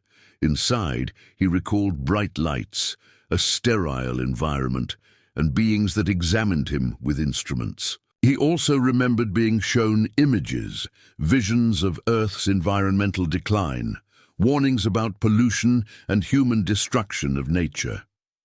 These memories, if accurate, placed his encounter firmly within the framework of abduction narratives. Reported worldwide, investigations, the Ilkley Moor case, drew attention from British UFO researchers. The photograph was analyzed by photographic experts who confirmed it was not tampered with, though its quality limited interpretation. Spencer himself was considered a credible witness. As a former police officer, he was trained in observation and not prone to exaggeration. He had little to gain by fabricating the story, and in fact, he seemed reluctant to speak publicly. For many researchers, his sincerity and consistency added weight to the case. Skeptical perspectives. Skeptics argue that the case rests on weak evidence. The photograph, though intriguing, is too blurry to identify. It could depict a human figure, a trick of perspective, or even a misinterpreted object. The hypnosis sessions, critics point out, are vulnerable to suggestion. Spencer may have unconsciously constructed a narrative influenced by UFO literature and cultural imagery. The missing time, too, could be attributed to distraction or misjudgment. Though Spencer insisted he had checked his watch carefully, the broader context, the Ilkley Moor encounter, occurred during a period of renewed UFO interest in Britain. Throughout the 1980s, reports of lights, craft, and abductions were increasingly publicized. Spencer's case stood out because it combined three elements: an alleged photograph, missing time, and hypnotically recovered abduction memories. For believers, it was a rare convergence of witness testimony and visual evidence. For skeptics, it was a cautionary tale about how easily ambiguous evidence can be woven into extraordinary stories. The human side for Philip Spencer, the experience was unsettling rather than empowering. He did not seek fame, and his story only became widely known through researchers. He maintained that he had photographed something truly unusual and had lived through an event he could not explain. Unlike hoaxers who embellish their accounts, Spencer kept his descriptions simple and consistent. His sincerity made it difficult for investigators to dismiss him outright. Legacy of the case today, the Ilkley Moor encounter remains one of Britain's most discussed UFO cases. The photograph continues to circulate in books and documentaries, often labeled as one of the few alleged alien photos. Though inconclusive, the case highlights the intersection of personal experience, physical evidence, and cultural interpretation. It also reflects the deep allure of Ilkley Moor itself, a landscape steeped in mystery and folklore, now tied forever to the UFO phenomenon. Reflection. Nearly 4 decades later, the Ilkley Moor case remains unresolved. Was the figure in the photograph an alien being or a misidentified person on a misty morning? Did Spencer truly experience an abduction, or did hypnosis and imagination fill in the blanks of missing time? The answers remain hidden in the fog of that December morning. What is certain is that Philip Spencer's experience continues to intrigue, puzzle, and divide. It stands as a reminder that sometimes, even in familiar landscapes, we may encounter the extraordinary, and that a single photograph can capture not certainty but enduring mystery. The Ruwa school incident, 1994.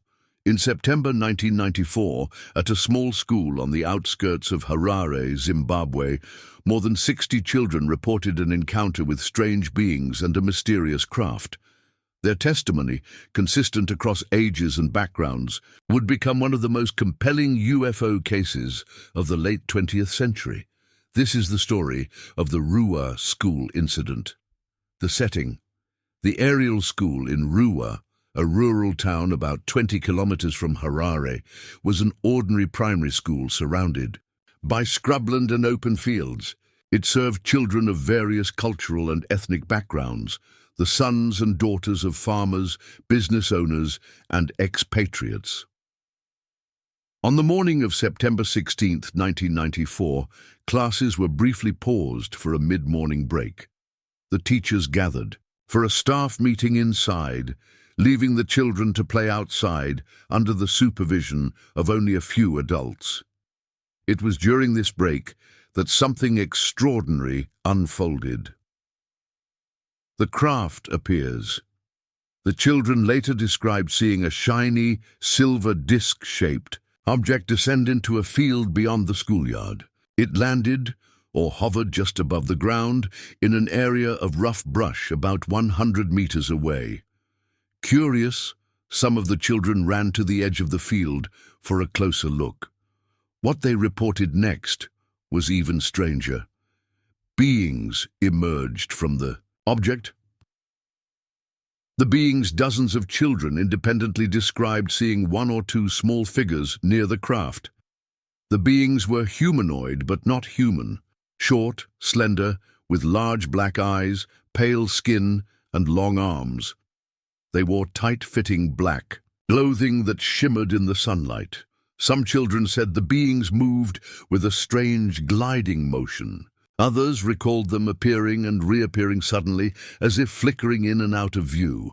But what struck the children most was the way the beings communicated, not through spoken words, but through a direct, telepathic impression. The message many Of the children later recalled a feeling, an inner voice, or an overwhelming thought impressed upon their minds. The message was simple but urgent. Humans must take better care of the earth. Several children said the beings conveyed visions of environmental destruction, pollution, deforestation, and human technology spiraling out of control.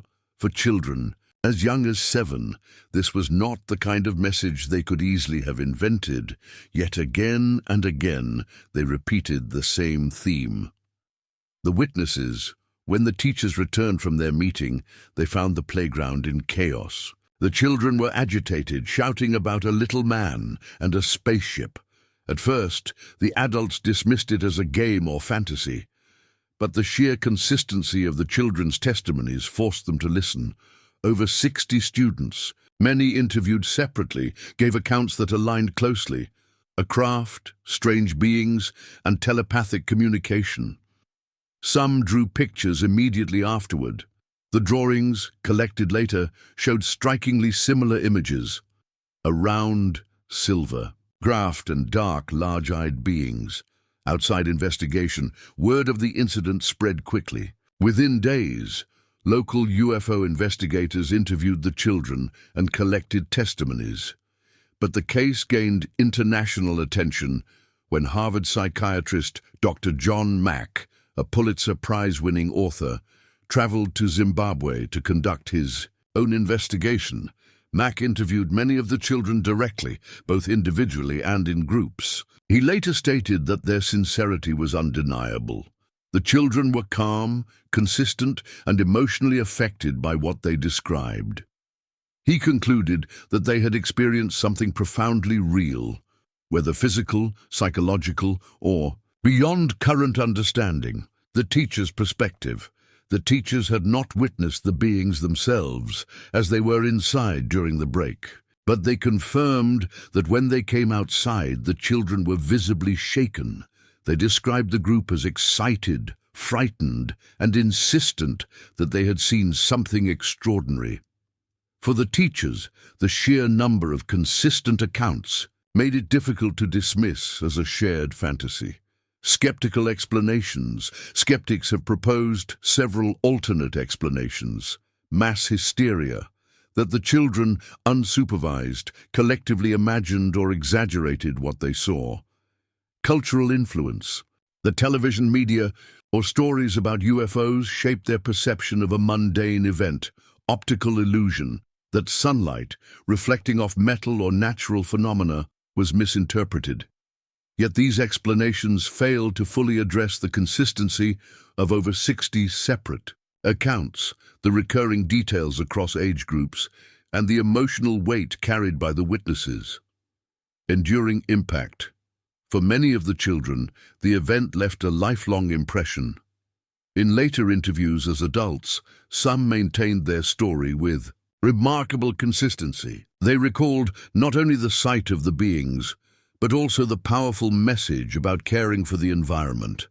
For researchers, the Ruwa case stands out for its combination of factors: multiple independent witnesses, detailed, consistent testimony drawings, and recordings made immediately after the event follow-up by respected investigators like Dr. John Mack. Few other UFO encounters have involved so many child witnesses at once. Global significance. The Ruwa school incident continues to be studied as a unique case in UFO research. Unlike isolated sightings or single-witness abduction stories, this was a collective experience involving dozens of children in broad daylight. It also linked the UFO phenomenon to a message about humanity's future, echoing themes reported in other abduction cases worldwide. The children, without exposure to complex environmental debates, would spontaneously report such warnings adds to the mystery. Reflection. Nearly 30 years later, the Ruwa school incident remains unsolved. Was it truly a close encounter with extraterrestrial beings, a collective psychological event, or something else entirely beyond our current framework of explanation? What cannot be denied is the sincerity of the children, the immediacy of their drawings, and the consistency of their testimonies. For them, it was not a story or a fantasy. It was an experience that shaped their lives. On a quiet schoolyard in rural Zimbabwe, in the bright African sun, dozens of children looked into the unknown. Whether message, memory, or mystery, the event has endured, a reminder that sometimes the most extraordinary witnesses are the ones least expected. The Aerial School UFO Encounter, 1994. In September 1994, at a small school in Zimbabwe, dozens of children claimed to have seen something extraordinary.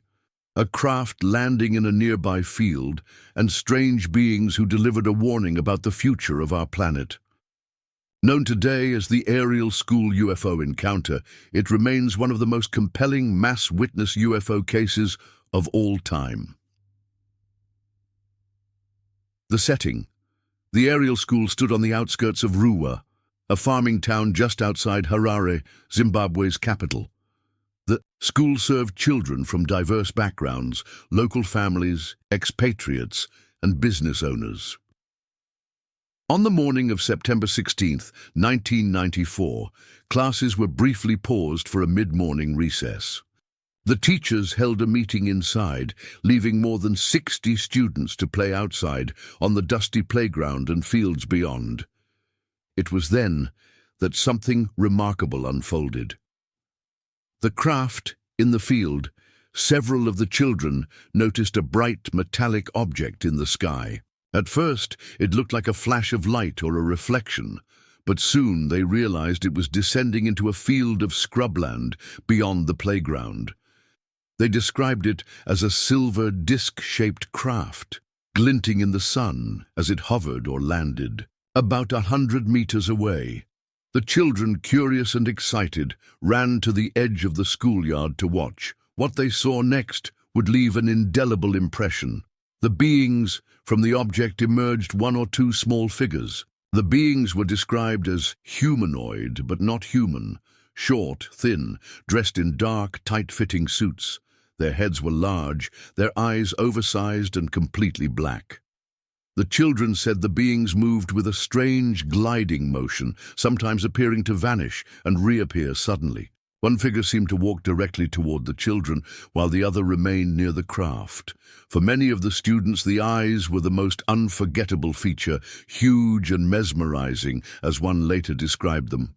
A telepathic message. Dozens of the children reported that the beings did not speak aloud, yet somehow communicated directly to their minds. The message, repeated across testimonies, was about the future of Earth.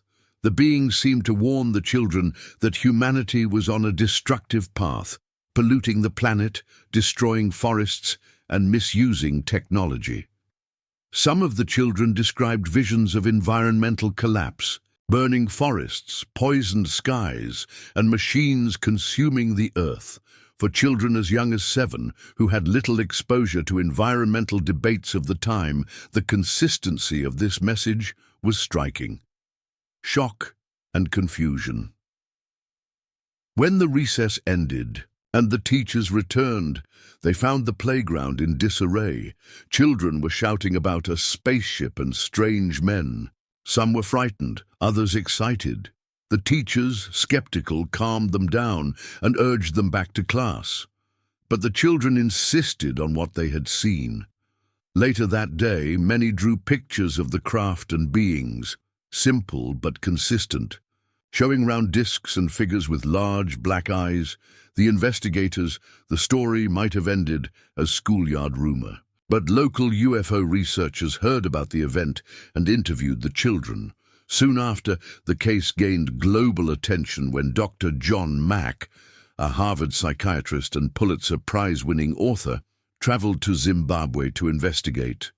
Mack conducted extensive interviews with many of the children, both in groups and individually. He later stated that their sincerity was undeniable. The children were not rehearsed, not seeking fame, and not contradicting one another. Their emotions, fear, awe, confusion, appeared genuine. For Mac, who had already studied abduction cases in the United States, the aerial school encounter stood out as one of the most powerful collective testimonies he had ever encountered. Consistency of testimony. What impressed investigators most was the consistency across dozens of witnesses. All described a shiny, disc-shaped craft. All described small beings with large black eyes. Many reported telepathic communication, focused on environmental warnings. Their drawings, made immediately afterward, matched in detail. With over 60 witnesses, ranging in age from 6 to 12, the chance of such consistency arising by accident or collusion seemed slim. Skeptical. Prospective skeptics have suggested alternate explanations. Some argue that the children, unsupervised during recess, may have created a shared fantasy that spread quickly. Others claim that cultural influences, from television shows or UFO stories in the news, shaped their perceptions. But these explanations struggle to account for the depth of detail, the emotional impact, and the long-term consistency of the witnesses, many of whom repeated their stories decades later as adults. Long-term impact. For many of the children, the encounter was life-changing. In later interviews as adults, some still maintained their testimony, describing the beings and their message with clarity and conviction. A few reported that the event shaped their values, especially concerning the environment. The warning they felt that day about humanity's responsibility to protect the Earth stayed with them long after the fear of the encounter faded. Why this case matters. The aerial school UFO encounter is unique in the history of UFO research for several reasons. It involved a large group of children, all reporting the same event. It took place in broad daylight, in a rural area with open visibility. The message conveyed went beyond the encounter itself, offering a warning with global implications. It was investigated by respected professionals, including Dr. John Mack, whose reputation lent credibility to the case. Unlike many UFO cases, which rely on single witnesses or ambiguous photos, the aerial school event stands as a collective experience supported by dozens of consistent voices. Reflection. Nearly 3 decades later, the aerial school encounter remains one of the most compelling UFO mysteries on record. Did more than 60 children truly witness a craft and beings from beyond Earth? Or was it a powerful psychological event shaped by imagination and shared belief? The truth remains uncertain. But what cannot be denied is the sincerity of the witnesses, the consistency of their accounts, and the enduring impact of the experience. On a warm September morning in rural Zimbabwe, the ordinary rhythms of school life were interrupted by something extraordinary. Whether extraterrestrial or psychological, the event at aerial school continues to challenge our understanding of reality, and to remind us that sometimes the clearest voices come from those least expected. The Broadhaven Primary School sighting, 1977. In February 1977, a small village on the west coast of Wales became the focus of national attention when a group of schoolchildren reported seeing a UFO land in a nearby field. Their testimony, consistent and detailed, would spark a series of strange sightings across the region. Known today as the Broadhaven Primary School sighting, it remains one of the most intriguing UFO cases in British history. The setting.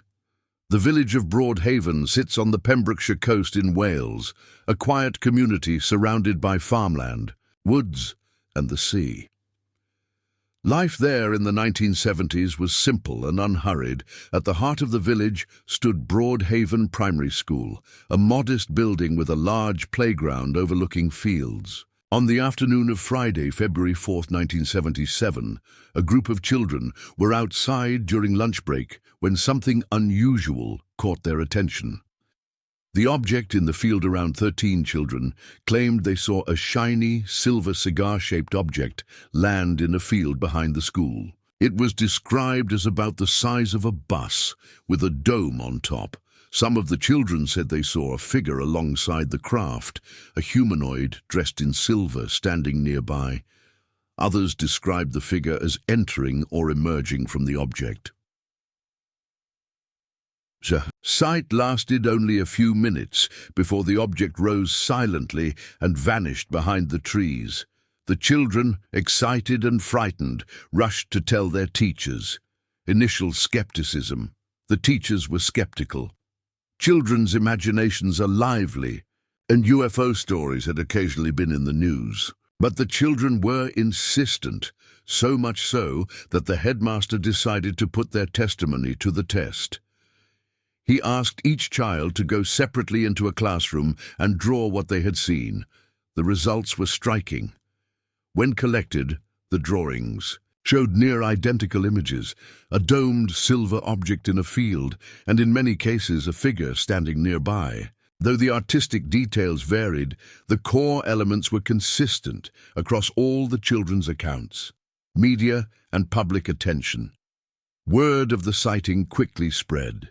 Local newspapers published the children's drawings, and soon national outlets were reporting on the Welsh school UFO. The Broadhaven incident became headline news, attracting UFO researchers, journalists, and skeptics alike. For the children, it was both exciting and overwhelming. Some enjoyed the attention, while others became nervous at being thrust into the spotlight. Yet even under repeated questioning, their accounts remained consistent. Official investigation, the Ministry of Defense, MOD, took notice of the reports, though officially it concluded there was no defense significance. Still, investigators interviewed the children and collected their drawings. The consistency of the testimonies impressed many. Though details such as the height of the figure or the exact shape of the dome varied slightly, the overall description of a silver-domed craft was shared across the group. The broader wave, the Broadhaven sighting, did not occur in isolation. Throughout 1977, the Pembrokeshire region experienced a wave of UFO reports. Locals described strange lights in the sky, cigar-shaped craft, and even encounters with humanoid figures near farms and houses. The area became known in UFO circles as the Dyfed Triangle, or Welsh Roswell.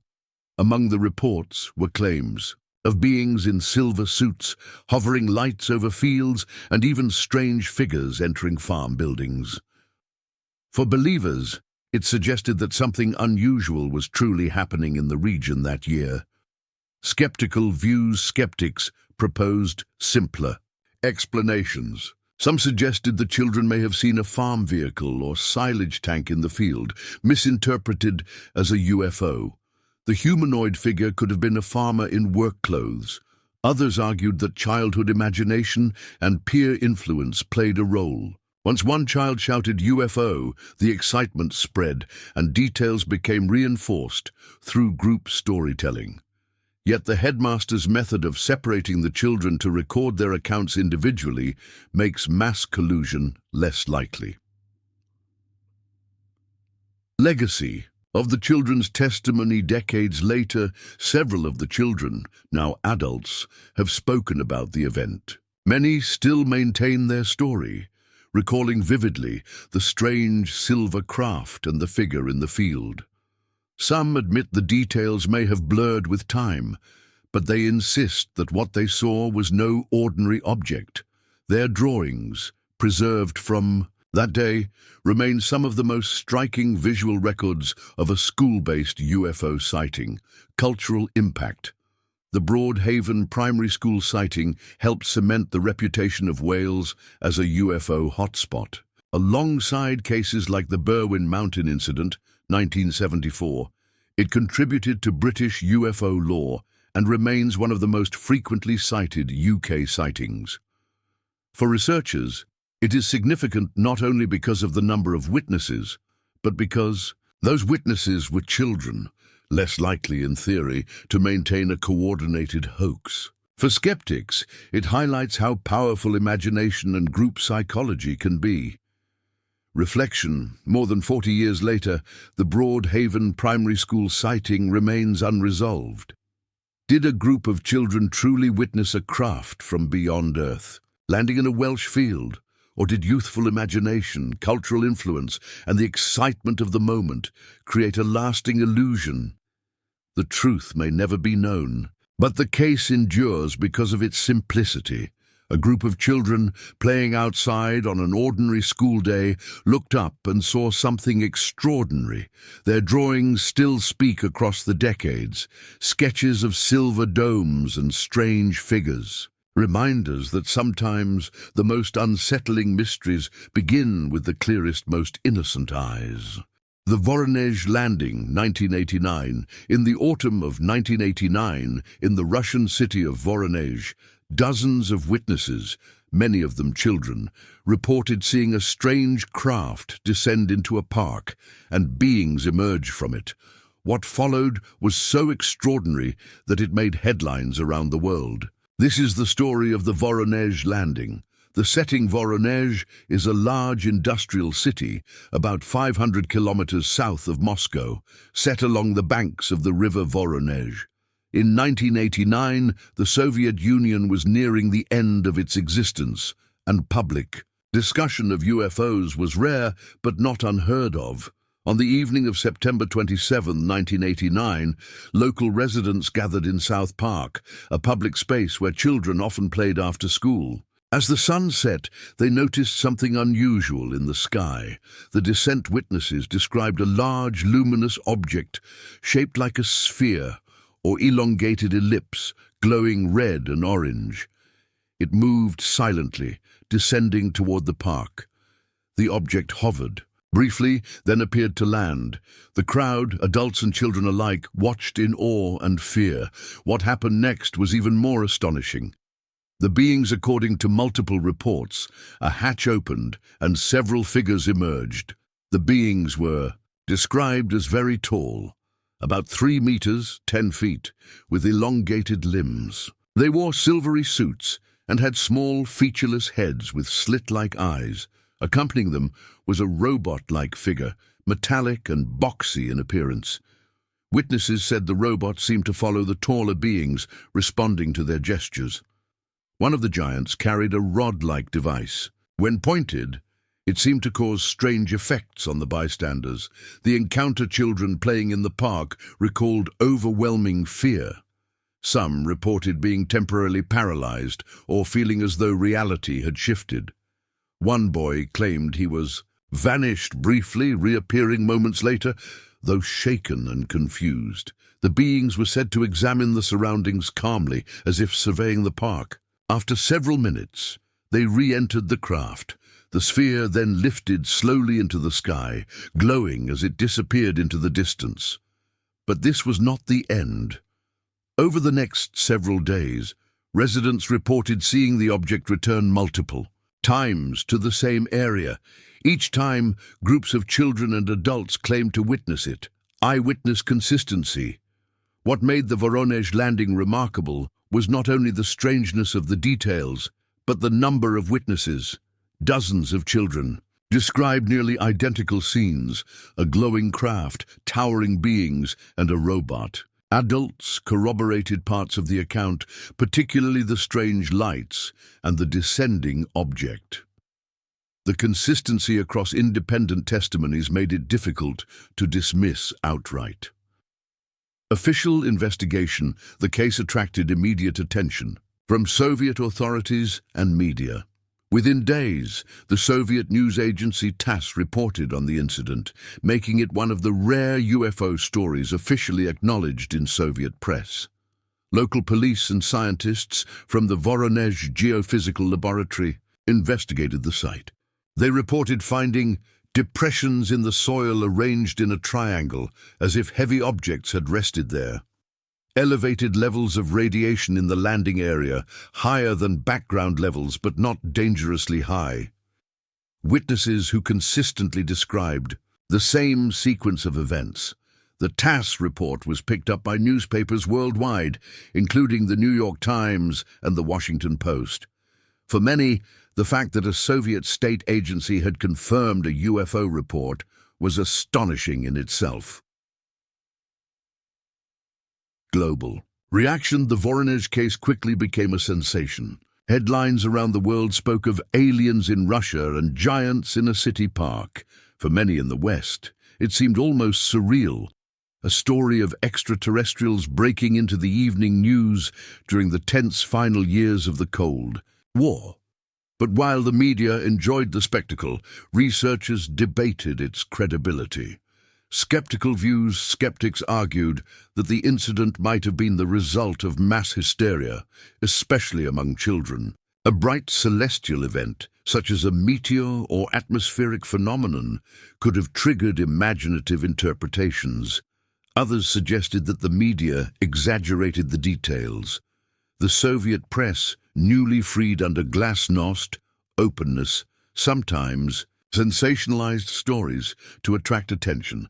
The physical evidence, soil depressions and radiation, was inconclusive. Some scientists argued that heavy vehicles or machinery could have caused the marks.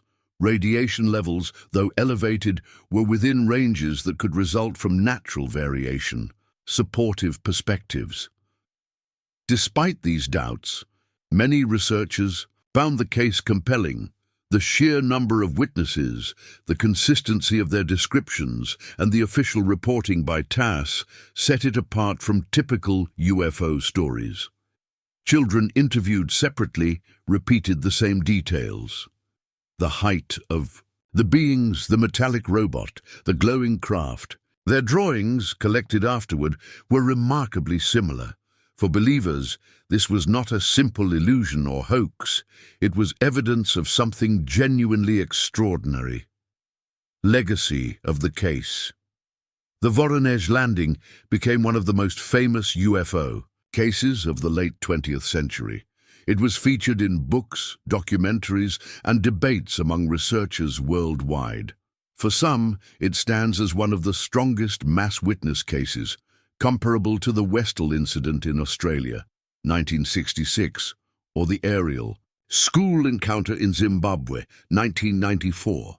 For others, it remains an example of how cultural context, media influence, and imagination can combine to create extraordinary stories. The human dimension. For the children of Voronezh, the experience was unforgettable. Many described feelings of awe and terror. The memory seared into their minds. Even years later, some maintained their testimony, insisting that what they saw was real. Others admitted the details blurred with time, but they never forgot the luminous craft or the towering figures. Reflection. More than 3 decades later, the Voronezh case remains unresolved. Did dozens of children and adults truly witness beings from another world step out of a craft in a Russian park? Or was it a powerful blend of imagination, hysteria, and media amplification during a time of social upheaval? The truth may never be certain, but the Voronezh landing endures because it carries all the hallmarks of a mystery. Multiple witnesses, physical traces, official reports, and details so strange they challenge the imagination. On an ordinary evening in 1989, in a city park far from the centers of power, something extraordinary seemed to unfold. Whether fact or folklore, the story of Voronezh continues to haunt the boundary between the known and the unknown. The Petrozavodsk phenomenon, 1977. In the early hours of September 1977, residents across northwestern Russia, Finland, and the Baltic states looked to the sky and saw something extraordinary. A glowing jellyfish-shaped object radiating beams of light that seemed to fall upon the earth.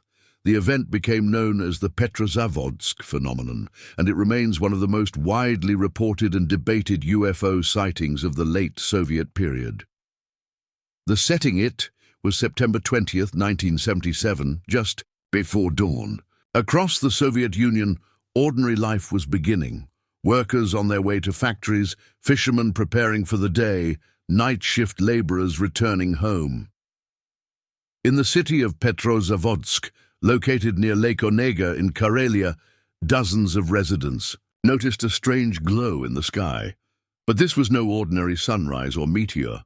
It was something far more unusual. The object appears witnesses describe seeing a bright, luminous body appear in the sky, moving silently. At first, it resembled a star or comet, but as it drew closer, its shape became clearer. A glowing sphere, surrounded by a halo of light, with long beams radiating downward like tentacles. Some said it looked like a giant jellyfish suspended in the heavens. The object hovered over Petrozavodsk for more than 10 minutes, changing colors from white to red to deep orange. From its lower half, beams of light extended downward, reaching the earth like shafts or rays. Residents claimed these beams seemed to scan the city, passing across buildings, streets, and Lake Onega itself. Witness accounts. The phenomenon was witnessed not just in Petrozavodsk, but across a wide region.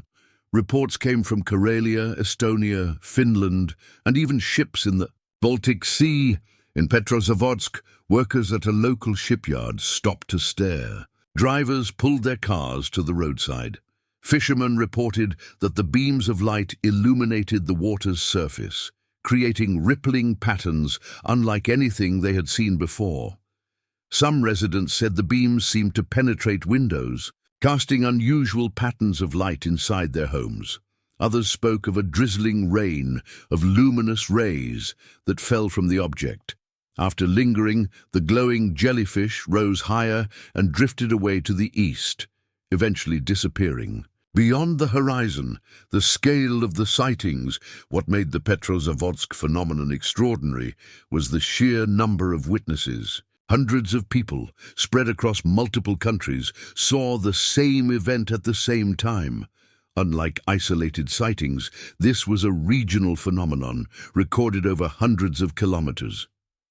The consistency of the descriptions, a glowing jellyfish-like body, with light beams falling to Earth, gave the case unusual weight. Initial explanations in the Soviet Union, UFOs were rarely discussed publicly. But the Petrozavodsk sighting was so widespread, it appeared in official newspapers. Even TASS, the state news agency, issued a report describing a strange natural phenomenon over Karelia. Scientists scrambled for explanations.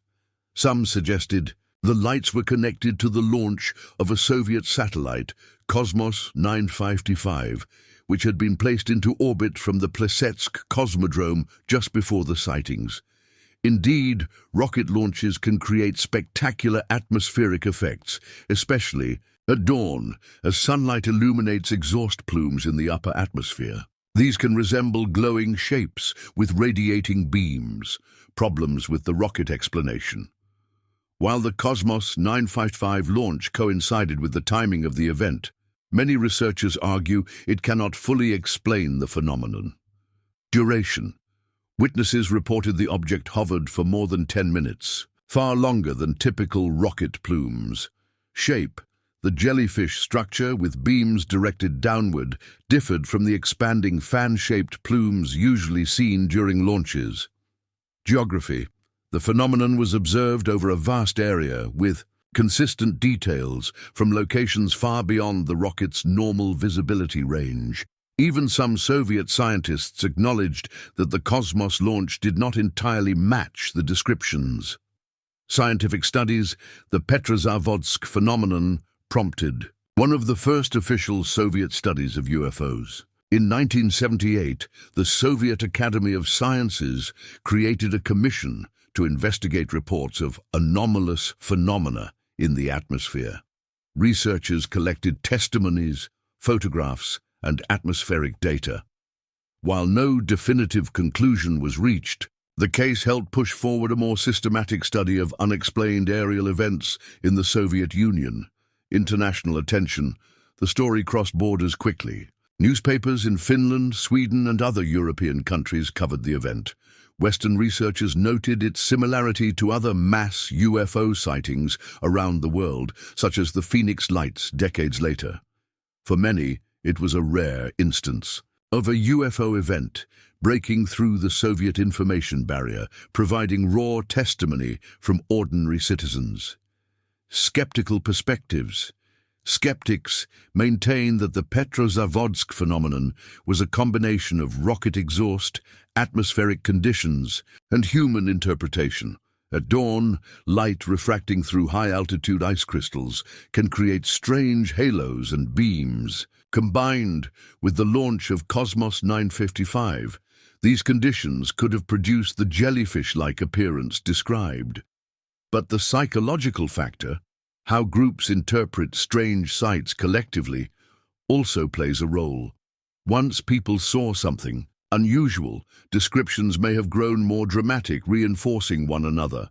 Why the case endures.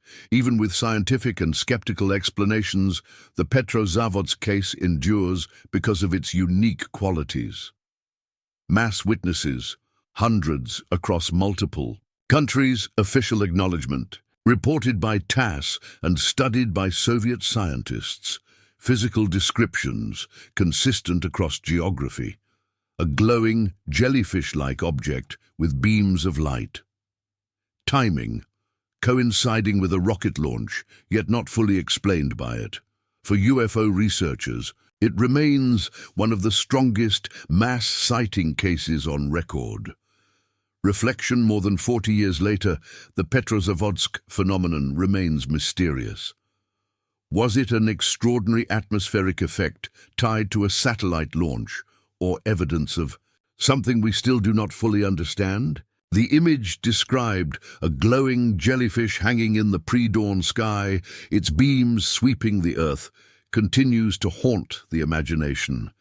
Whether natural, technological, or something beyond our current knowledge, the Petrozavodsk phenomenon stands as a reminder. Sometimes, when the world looks to the sky together, it sees something that defies easy explanation. The Dalnogorsk incident, 1986. On a cold winter evening in 1986, residents of a small mining town in Russia's Far East watched as a glowing sphere flew silently across the sky before crashing into a nearby hill. What they found afterward, strange metallic fragments with unusual properties, would spark decades of debate. Known today as the Dalnogorsk incident, it remains one of the most intriguing UFO cases of the Soviet era. The setting, the date, was January 29th, 1986. The place, Dalnogorsk, a remote industrial town near the Sea of Japan, close to the borders of China and North Korea. At around 7:30 p.m., dozens of townspeople noticed a fiery red-orange object moving across the sky. Unlike a meteor, it traveled slowly, making no sound. Witnesses described it as a glowing sphere about the size of a half-bus, moving horizontally before descending toward a small hill known locally as Height 611. Then, with a flash, it struck the slope. The crash residents reported seeing the object hit the hill and glow brightly for several minutes. Some described it as pulsing with light, almost as if it were burning without flames. There was no explosion, no crater, and no shockwave. Instead, the object seemed to settle against the hillside, glowing before dimming out. The next day, curious. Locals and later investigators climbed Height 611 to inspect the site. What they found was not what one would expect from a meteor or conventional crash. The debris at the impact site, investigators discovered scorched rocks and patches of burned vegetation. More unusually, they found small metallic fragments scattered across the slope. The fragments were tiny spheres and mesh-like structures, some no larger than millimeters. When collected and analyzed, they displayed unusual properties. They contained rare elements such as scandium, bismuth, and lanthanum. The metal appeared highly pure, with little contamination. The structures showed evidence of high temperature, melting, yet also intricate layering, as if they were artificially manufactured.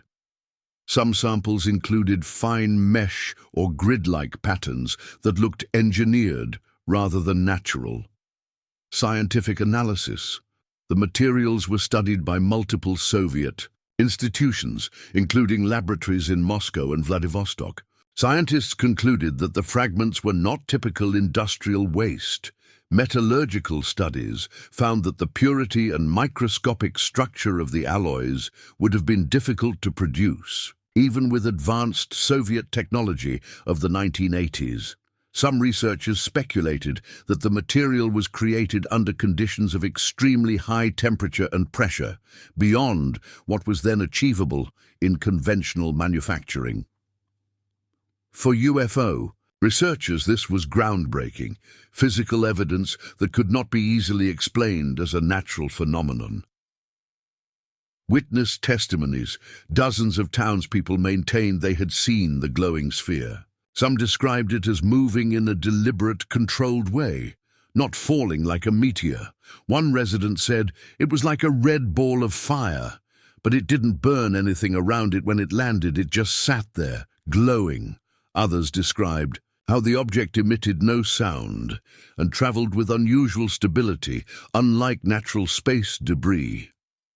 Skeptical views. Skeptics suggested that the object may have been a small meteorite that fragmented upon impact. The metallic debris, they argued, could have been misinterpreted or contaminated industrial waste from the region's mining operations.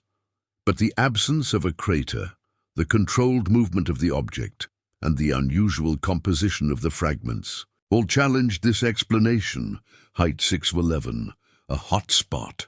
The Dalnogorsk incident did not occur in isolation. In the years following 1986, locals reported other strange aerial phenomena around Height 611. Witnesses described glowing spheres flying over the area, sometimes hovering silently before disappearing at great speed. Some researchers suggested that Dalnogorsk might be part of a UFO window area, locations around the world where sightings and encounters cluster, similar to Hessdalen in Norway or the Hudson Valley in the United States, the Russian Roswell. Because of the apparent crash and physical debris, the Dalnogorsk case has often been compared to Roswell, 1947. Like Roswell, it involved an unidentified object descending, debris collected, and scientific controversy about its origin. But unlike Roswell, the Dalnogorsk case was not immediately covered up. Instead, Soviet scientists openly studied the material, though the conclusions were cautious. The event gained renewed attention in the late 1980s and 1990s as the Soviet Union collapsed, and information flowed more freely. Western UFO researchers obtained some of the reports, calling the case one of the strongest pieces of UFO evidence on record. Why the case matters. The Dalnogorsk incident stands out for several reasons. Mass witnesses. Dozens of people saw the object's descent. Physical evidence. Metallic fragments with unusual properties were recovered and analyzed. Scientific involvement. Soviet labs studied the material seriously, noting anomalies. Consistency. No mundane explanation fully accounts for all aspects of the case.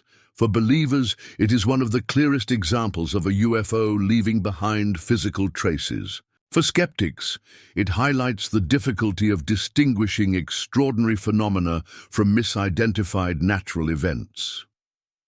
Legacy today, nearly 4 decades later, the Dalnogorsk incident remains unsolved. The fragments collected from Height 611 are still cited in UFO literature as some of the strongest material evidence ever retrieved.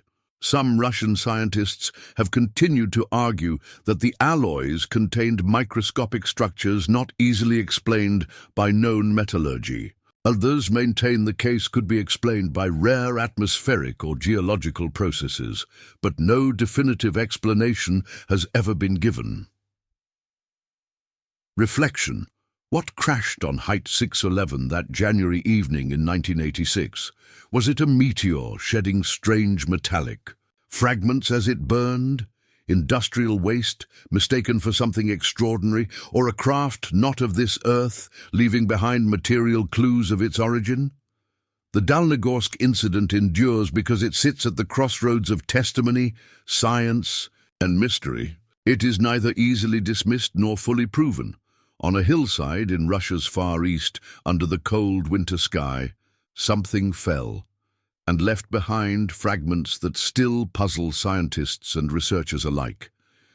And so the mystery remains, etched in metal and memory, a reminder that sometimes the unknown leaves a trace we can hold in our hands, but not yet explain.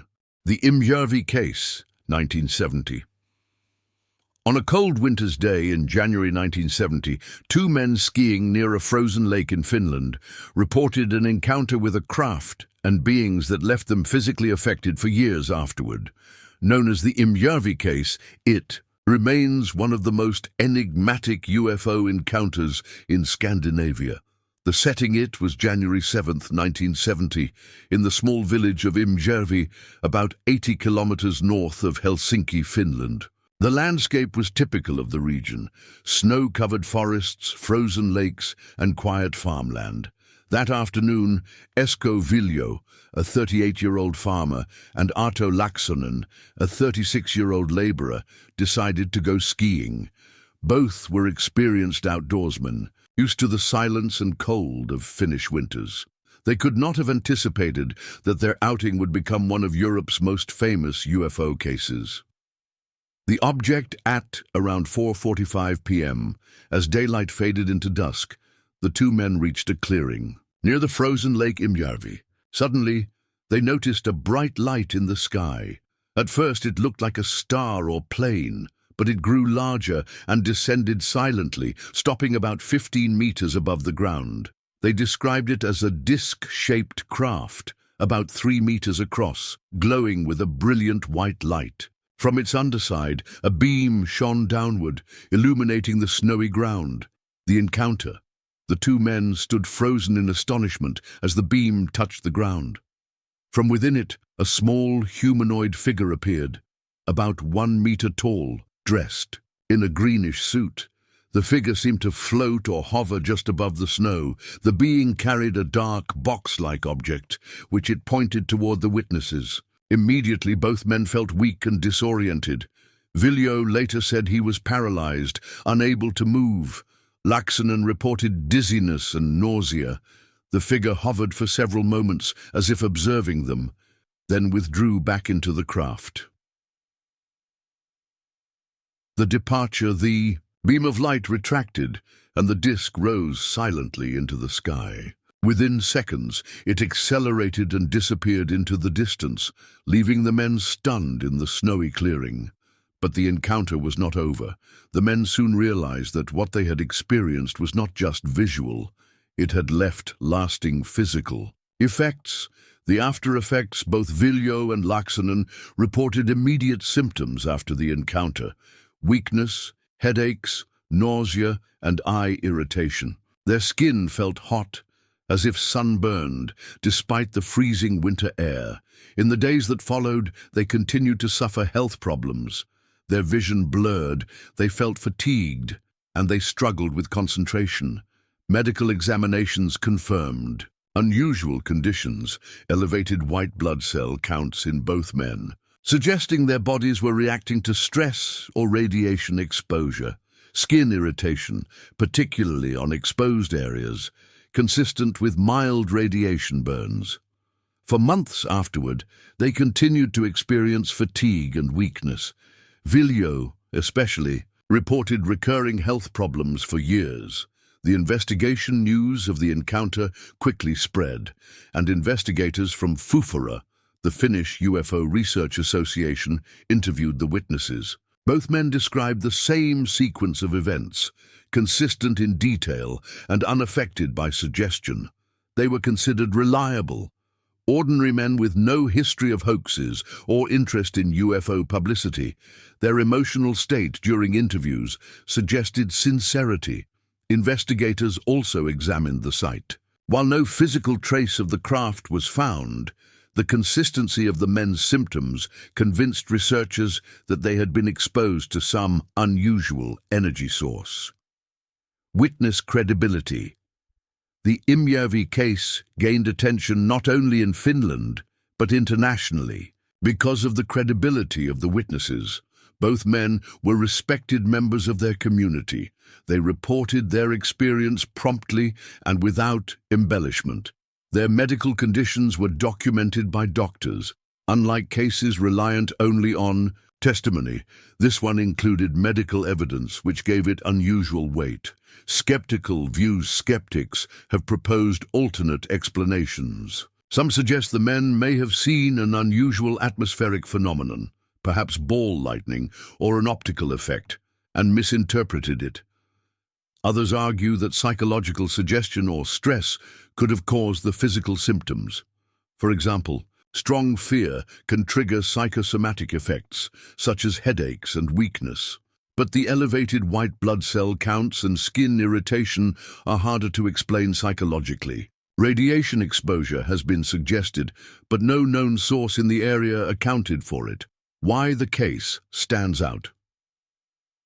The Imjärvi case is often cited in UFO literature for three main reasons. Close encounter. The men were within meters of the craft. And being health effects. Both experienced measurable medical conditions afterward, consistent testimony. Their independent accounts matched closely.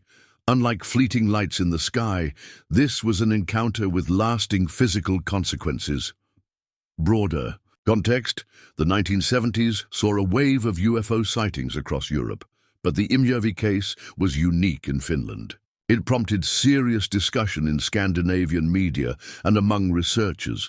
It also mirrored other international cases where witnesses reported radiation-like symptoms after close encounters, including burns, fatigue, and long-term health changes. For some, this suggested that UFOs, whatever their origin, emit powerful energy fields that affect humans physically. Legacy? Decades later, the Imjärvi case remains unsolved. Both men stood by their story until their deaths, never seeking profit or fame from their encounter. Researchers continue to cite it as one of the best documented Scandinavian UFO incidents, notable for its medical dimension. For skeptics, it is a mystery that highlights the complexities of human perception, environment, and psychology. For believers, it is compelling evidence that UFO encounters are not only real, but leave measurable effects on the people who experience them. Reflection on. That winter's day in 1970, two men went skiing across the frozen fields of Imjärvi. What they expected was nothing more than exercise and fresh air. What they reported was an encounter with a craft and beings that left them changed, physically and perhaps permanently. Did they truly meet something not of this earth? Or were they witnesses to a rare natural phenomenon that science has yet to explain? The truth remains elusive. But the Imjärvi case endures because it is more than a story. It is an account supported by medical evidence, told by men who had no reason to invent it. And so, the snowy forests of Finland hold their mystery, a beam of light, a hovering craft, and two men left to wonder for the rest of their lives what had truly happened to them. The UFO Abduction, 1978. In May 1978, in a quiet Polish village, a farmer claimed he was taken aboard a strange craft by beings unlike any he had ever seen. His account would become one of Europe's most unusual UFO cases, the UFO Abduction, remembered today as the only UFO case in Poland commemorated with a monument. The setting was May 10, 1978, in the rural village of Emilcin in eastern Poland. The area was a patchwork of farmlands, woods and dirt roads, where life had changed little for decades. That morning, Jan Wolski, a 71-year-old farmer, set out in his horse-drawn cart to perform his daily chores. Wolski was a practical man, respected by neighbors and not known for wild stories. What he reported that day, however, would astonish the entire country. The encounterers. Wolski guided his cart along a forest road. He noticed two figures ahead, At first, he assumed they were ordinary men. They walked strangely, with stiff, deliberate steps, and wore tight one-piece suits that looked greenish in color. When he drew closer, Wolski realized they were not like any people he had ever seen. They were about 5 feet tall, with slightly slanted eyes, high cheekbones, and olive-toned skin. Their movements seemed both natural and mechanical. The beings motioned for him to stop. Though startled, Wolski later said he felt no fear, only curiosity. The craft. The beings gestured for Wolski to follow them. Nearby, hovering above a clearing, was a large rectangular craft about 10 meters wide and 5 meters tall. It floated, soundlessly just above the ground, supported by 4 legs extending from its base. Wolski described its surface as smooth, metallic, and reflective. A platform or lift extended downward from the craft. The beings indicated that he should step onto it. Without resistance, Wolski complied. The platform rose, carrying him into the craft. Aboard the object inside, Wolski found himself in a brightly lit space, clean and sterile. Around him were more of the beings, perhaps 4 in total. They did not speak aloud, but communicated with gestures and motions. They asked him by signs to remove his clothes. He hesitated but complied. The beings then used a strange device to examine him, brushing his body with something resembling 2 metal rods. Nearby, he saw what he later described as strange, bird-like cages with black creatures inside, thrashing about violently. Their purpose was unclear. After several minutes, the examination ended. The beings allowed Wolski to dress again. They then returned him to the platform, which lowered him gently back to the ground. The departure, once outside, Wolski stepped away as the platform retracted. With no sound, the craft lifted into the air, hovered briefly, and then shot upward at incredible speed, disappearing from view. Shaken but calm, Wolski returned to his daily routine. Later, he told family and neighbors what had happened. Word of his encounter quickly spread through Emilchin and beyond. Testimony and investigation. Unlike many alleged abductees, Wolski did not embellish or dramatize his story. He told it plainly, without seeking attention or reward. Investigators who interviewed him noted his sincerity and composure. Polish journalists and UFO researchers documented his account, visiting the site and interviewing locals. No physical traces were found, but witnesses confirmed Wolski spoke consistently and seemed deeply convinced of what he had experienced. Psychologists who examined him concluded he was mentally stable and not prone to fantasy. His simple, direct description, free of the cultural imagery common in Western UFO stories, gave the case a unique credibility. Skeptical views. Skeptics have suggested alternate explanations. Some argue Wolski may have suffered a hallucination or dreamlike state triggered by fatigue. Others propose that his account could have been shaped by subconscious influences from folklore or limited exposure to UFO stories. Yet these explanations struggle to account for Wolski's consistent testimony over decades. He never altered his story, never sought profit, and seemed genuinely bewildered by what he had experienced. Why the Emilchin case stands out. The Emilchin abduction is notable for several reasons. Witness credibility. Wolski was elderly, respected, and had no reason to invent such a story. Cultural context. In 1970s Poland, isolated from Western UFO media, the details of his account were unique, not copied from popular culture. Consistency.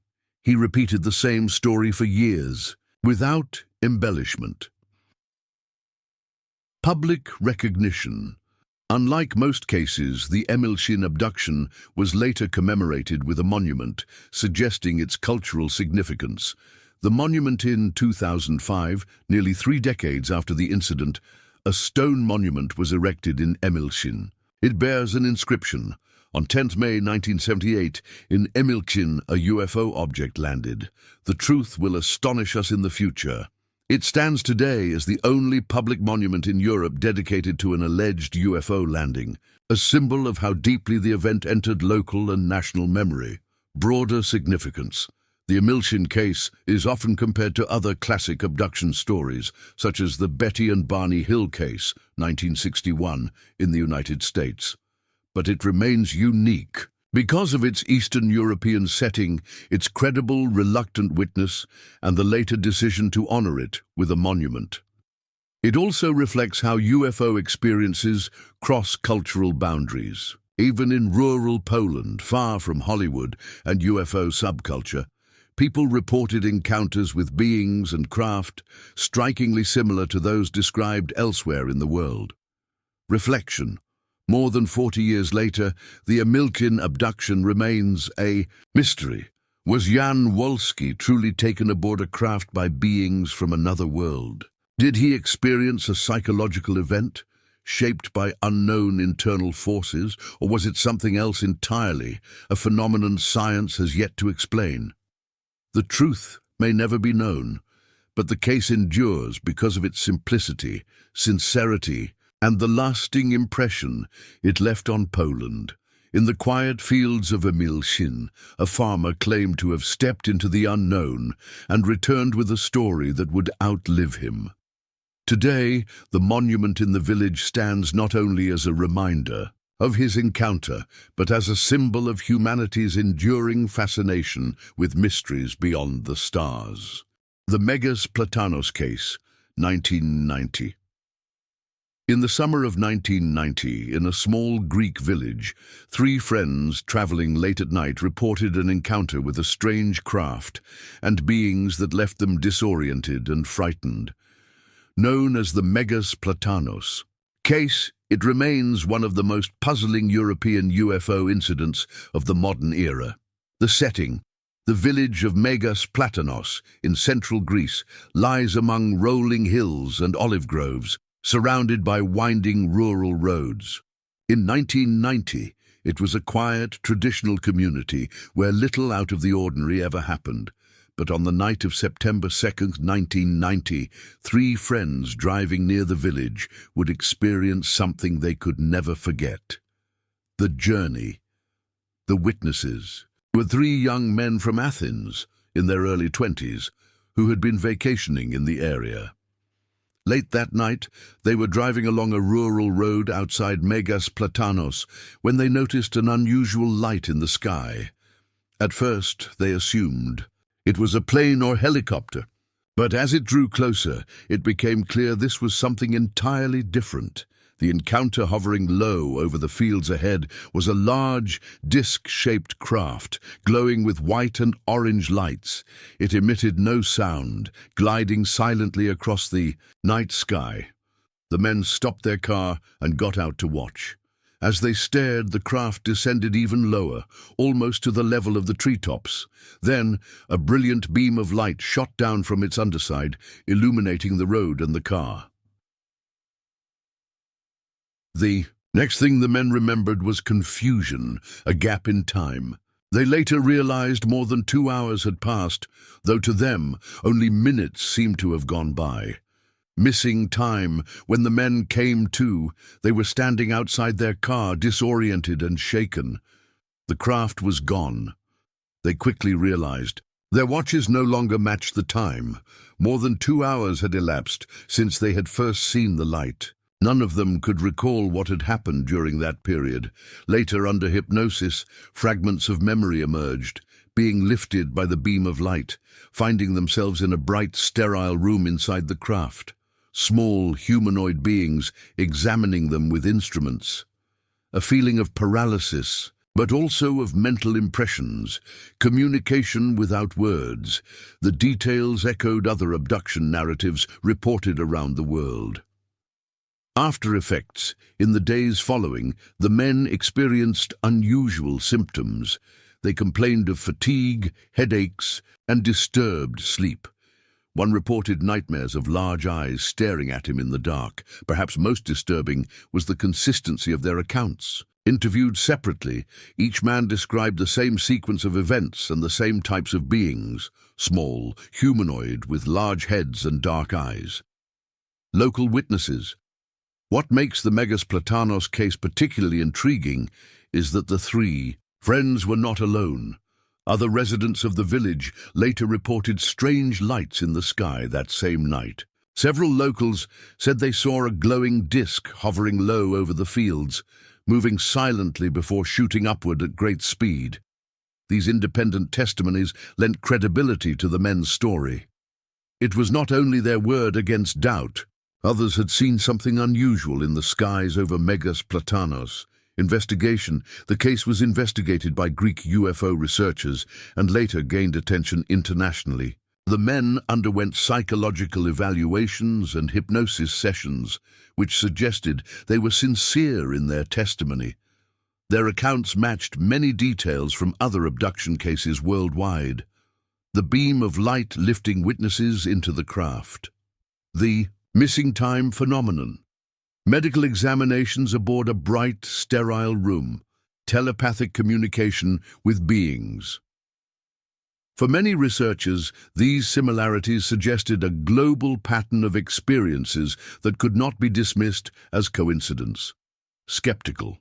Skeptics argue that the case could be explained by psychological factors. Fatigue, stress, and the isolation of a rural night drive might have triggered hallucinations or misperceptions.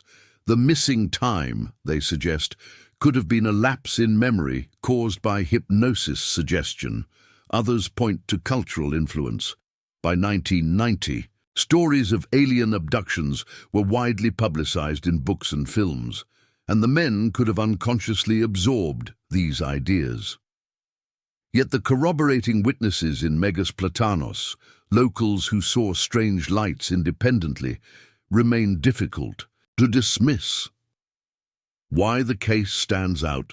The Megas Platanos case is significant because it combines several classic UFO features: multiple abductees experiencing the same event, missing time, verified by watches and by their confusion, corroborating local witnesses who saw the craft. After effects, both psychological and physical. Unlike single witness encounters, this was a shared experience, supported by outside testimony. The human side for the three young men, the event was life-changing. They had gone on a simple vacation, only to return with memories they could barely comprehend.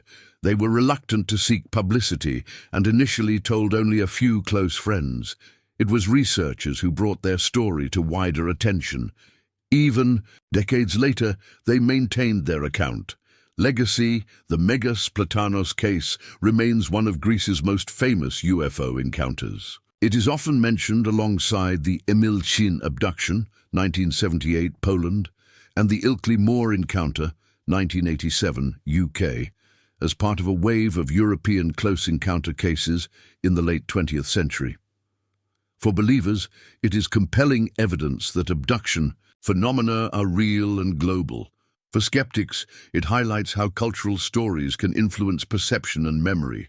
Either way, it has secured its place in European UFO history. Reflection. What happened on that lonely road outside Megas Platanos? In September 1990, did three young men truly experience an encounter with beings from beyond our world? Did locals witness the same craft as it hovered over the fields? Or was it a complex blend of psychology, suggestion, and misinterpreted lights in the night? Fishy answers remain elusive, but the case endures because it holds all the hallmarks of a mystery: missing time, multiple witnesses, and testimony that has never wavered. On a quiet road in rural Greece, three friends stepped into the unknown and returned with a story that still challenges our understanding of reality. Ruwa CE5 claims, the follow-up witnesses. In September 1994, more than 60 children at Ariel School in Ruwa, Zimbabwe, reported seeing a craft and strange beings deliver a silent warning about the future of Earth. Their testimony became one of the most famous mass UFO encounters in history, but the story did not end in that schoolyard. In the decades since, several of those witnesses, now adults, have described lasting impressions, continued experiences, and even attempts at what some call CE5 contact with the phenomenon. These follow-up claims add new layers of mystery to the already extraordinary Ruwa case. A lasting impression for the children of Ariel's school, the 1994 encounter was not easily forgotten. Many said the being's message, warnings about environmental destruction and technology out of control, stayed with them long after the event. As adults, some of the witnesses have spoken about how that day shaped their lives. They pursued careers in environmental science, psychology, or teaching. Others admitted the memory remained vivid, influencing their values and worldview. But beyond memory, some say the experience never truly ended. Persistent contact. Several former students have reported that they felt a lingering telepathic link to the beings. Even after leaving school, they described moments of sudden downloads of thoughts or images, much like the impressions they first felt on the playground in 1994. One witness told researchers that as a teenager, she continued to receive visions of forests burning and oceans polluted, echoing the message of ecological warning. Another described being awakened at night by overwhelming impressions of presence in the room. Not fear, but the same deep awareness she felt as a child on that playground. These claims are subjective, but they show how the Ruwa event left some witnesses believing their connection to the phenomenon was ongoing. CE5 practices. In later years, as the UFO community began using the term CE5, close encounter of the fifth kind, meaning human-initiated contact, some Ruwa witnesses explored these practices. They spoke of going into meditation, focusing on the memory of the being's eyes, and attempting to re-establish communication. A few claimed success. Impressions of images, feelings of presence, even sightings of unusual lights in the sky during such sessions. These accounts are controversial. Skeptics argue they may reflect the power of suggestion and belief, shaped by the original experience. But for the witnesses, they feel real and deeply meaningful. Sightings in adulthood beyond telepathy. Some aerial witnesses have reported further UFO sightings later in life. One described seeing a bright orb over Harare in the early 2000s that felt familiar, as though linked to the childhood encounter. Another, living abroad, said she saw structured craft that brought back memories of Ruwa.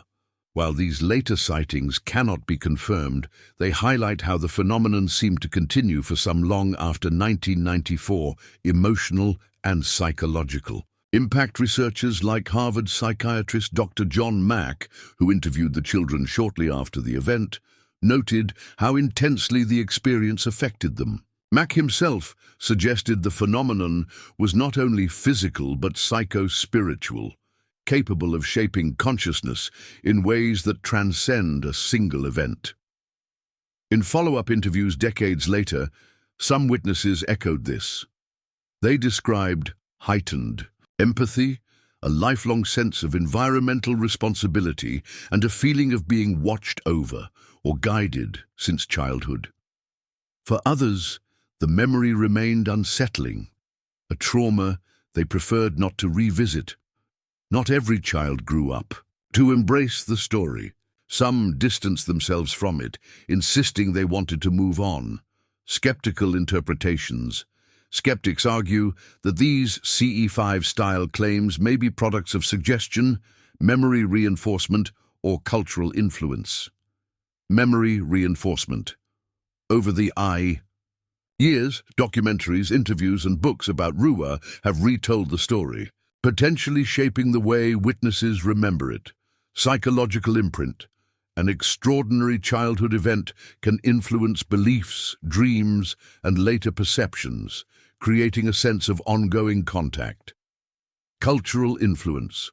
As the idea of CE5 and human-initiated Contact spread through the UFO community. Some Ruwa witnesses may have interpreted personal experiences through that framework. From this perspective, the CE5 claims reflect not continuing extraterrestrial contact, but the long shadow of a powerful childhood experience. Supportive perspectives. For others, the consistency of these follow-up claims strengthens the original case. The fact that witnesses, separated by decades and continents, still describe impressions of telepathic contact and environmental warnings suggests continuity. Supporters argue that this aligns with other abduction and contactee cases worldwide, where witnesses report lifelong interactions with the phenomenon. The aerial school event, in this view, was only the first step in a deeper engagement. The broader question. The Ruwa follow-ups highlight an important aspect of UFO encounters. The experience does not always end when the sighting does. For some, it becomes a lifelong presence, whether as memory, trauma, inspiration, or ongoing contact. The aerial witnesses embody this complexity. Some carried the experience as a burden, others as a guiding vision. Reflection. Nearly 3 decades after the aerial school incident, the story continues to evolve. The original event remains one of the most compelling UFO sightings in history. 60 children, broad daylight, consistent testimony, but the follow-up CE5 claims take it into new territory. Did the beings truly continue to contact some of the children into adulthood? Were the telepathic impressions a genuine message from elsewhere, or the powerful echo of a childhood event shaping a lifetime of belief?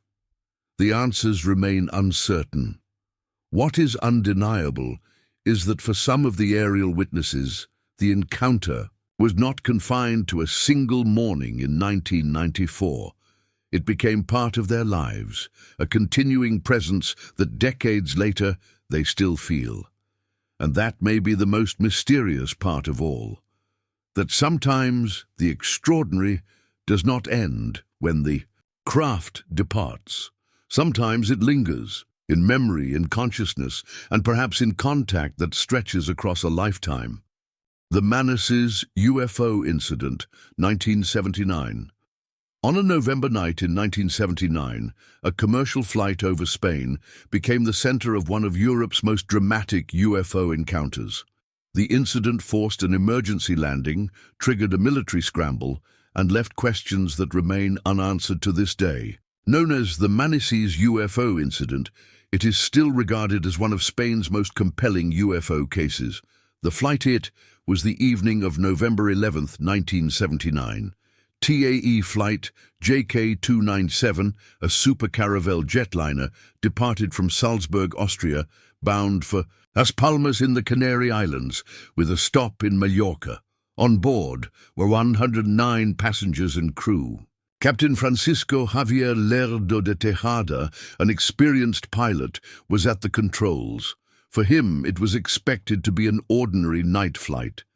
But as the aircraft flew over the Mediterranean near Valencia, the crew noticed something unusual. Strange. Lights at around 11 p.m. The crew observed red lights approaching the aircraft. At first, they assumed it was another plane on a collision course. But when radio contact with air traffic control brought no confirmation of nearby traffic, concern grew. The lights appeared to maneuver intelligently, maintaining a steady course toward the airliner. Captain Lerdo de Tejada attempted evasive maneuvers, climbing and turning, but the lights followed. Fearing a mid-air collision, the captain requested an emergency landing. The emergency landing, for the first time in Spanish aviation history, a commercial airliner declared an emergency due to a UFO encounter. Air traffic control granted clearance, and flight JK297 diverted to Manises Airport near Valencia. The jet landed safely at 11:45 p.m. Passengers, unaware of the full situation, were shaken but unharmed. The crew, however, was disturbed. They insisted the lights had pursued them, forcing the emergency landing, military scramble. The incident did not end with the landing. The Spanish Air Force was alerted, and a Mirage F-1 fighter jet was scrambled from Los Llanos Air Base in Albacete to intercept the unknown objects. The pilot, Captain Fernando Camara, quickly located bright lights in the sky and pursued them. But each time he approached, the lights accelerated away at impossible speeds. On his radar, they appeared and vanished unpredictably.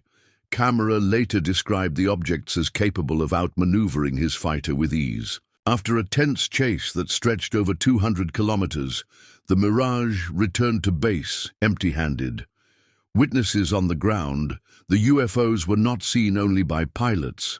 That night, dozens of residents in Valencia and Alicante reported seeing strange lights in the sky.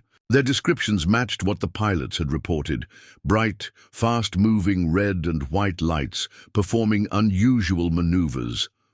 The fact that the incident involved both a commercial crew, a military pilot, and civilian witnesses made it one of the most widely corroborated UFO sightings in Spain's history.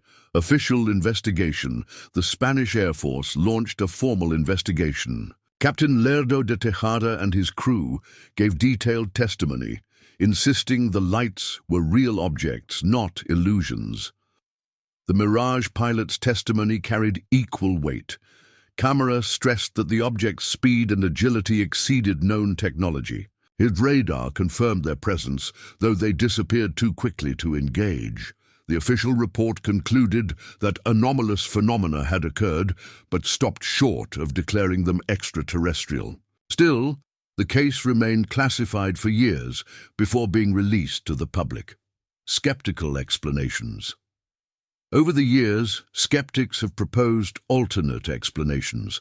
Some suggested the lights were caused by aircraft from the nearby U.S. base. At Torrejón, though no official flight records matched the time, others proposed meteors or atmospheric reflections. Though these do not explain the radar contacts or the pursuit described by the Mirage pilot. A popular theory claimed the lights were from oil platforms in the Mediterranean, but pilots rejected this explanation, saying the lights moved in ways no stationary platform could. None of these theories fully account for the details of the case. Why the case stands out. The Manises incident is regarded as one of Europe's strongest UFO cases because it involved a commercial airliner with over 100 people on board. An emergency landing, the first in Spanish history due to UFOs, a military scramble and direct pursuit by a fighter jet, civilian ground witnesses corroborating the lights, radar evidence, though intermittent. Few UFO cases combine so many credible sources of testimony. The human impact for Captain Lerdo de Tejada, the experience was unforgettable. He maintained for years that the lights were real objects, not hallucinations or illusions. He told investigators, "We were in real danger. I could not risk the lives of my passengers." For the passengers, many only learned later how unusual their diversion had been. To them, it was a mysterious delay. For the crew, it was a confrontation with the unknown. Legacy. The Manises UFO incident has become a landmark in Spanish UFO history. It is frequently cited by researchers worldwide as an example of a credible, multi-witness, aviation-related UFO case. In 1994, Spain declassified its official UFO files, including documents on the Manises case. The files confirmed the details of the emergency landing and the Mirage pursuit, though they offered no definitive explanation. Even today, Spanish pilots and researchers point to Manises as a case that cannot be easily dismissed. Reflection. What pursued Flight JK-297 over the Mediterranean that November night in 1979? Was it an experimental aircraft, a rare natural phenomenon, or something far beyond human technology? The answers remain elusive. But the Manis's case stands as a powerful reminder. Sometimes the unknown does not appear in isolated fields or remote forests.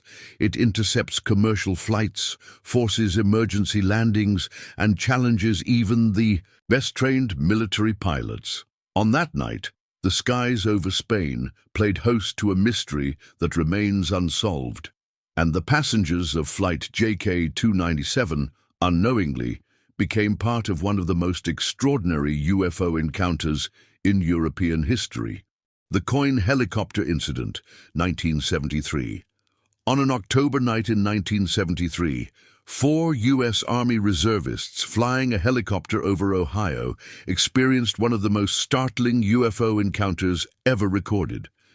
Known today as the Coin incident, it remains one of the most credible and unsettling cases in aviation history.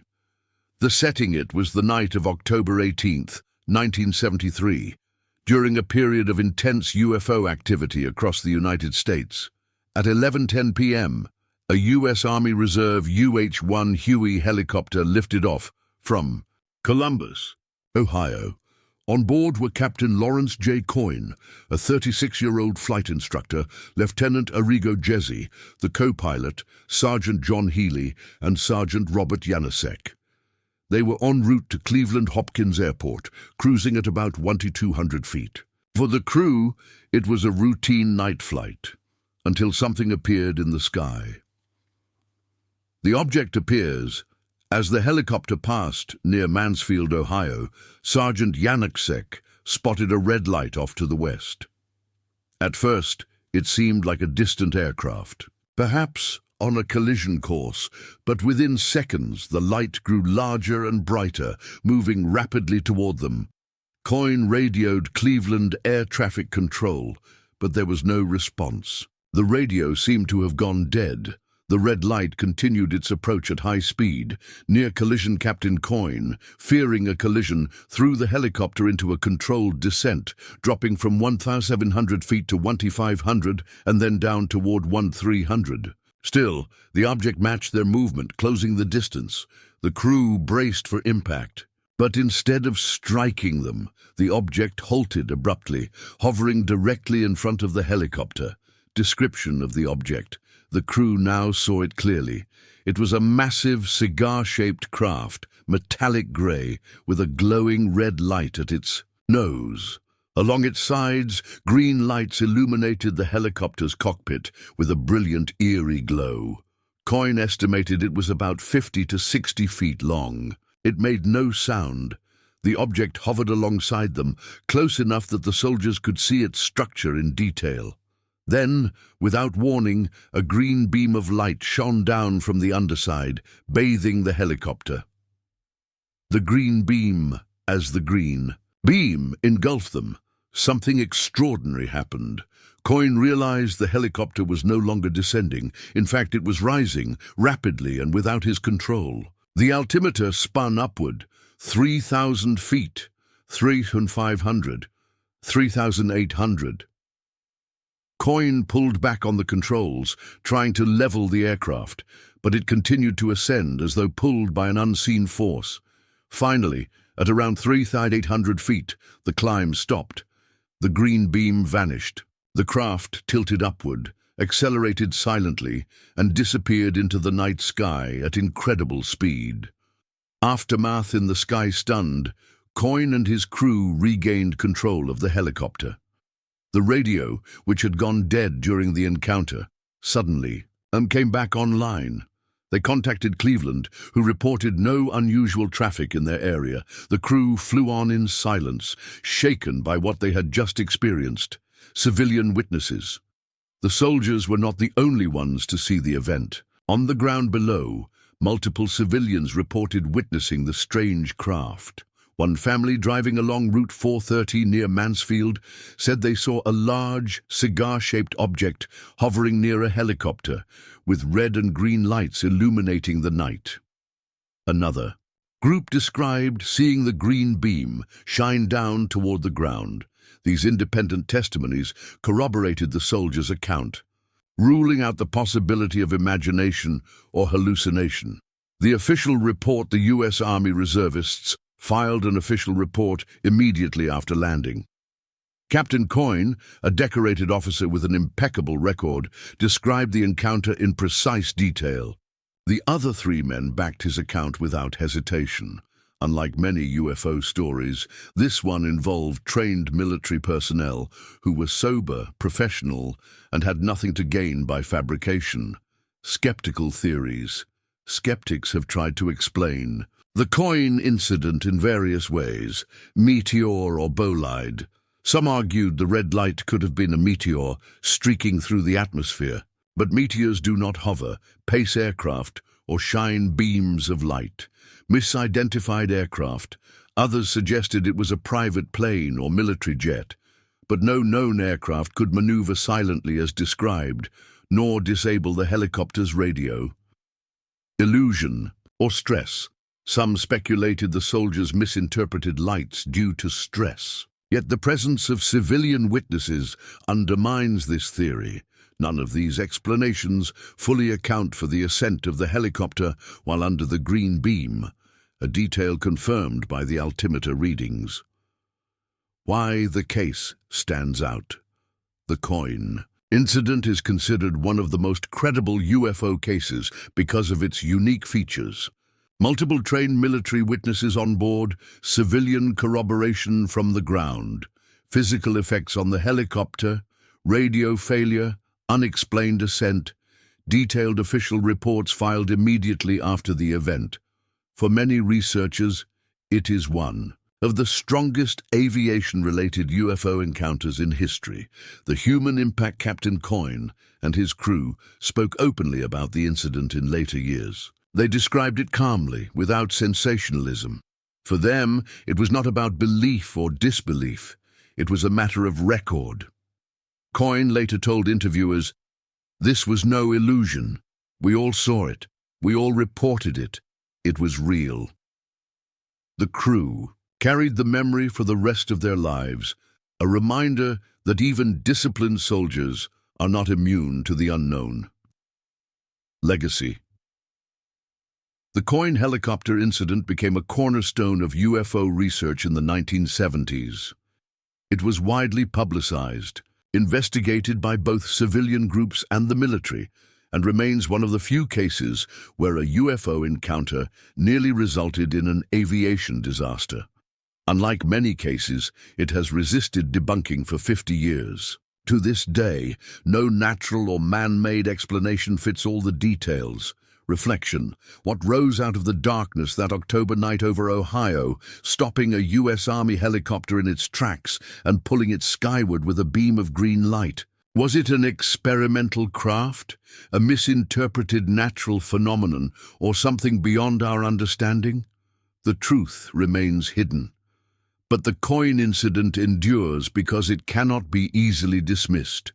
Too many credible witnesses, too many consistent details, too many unanswered questions.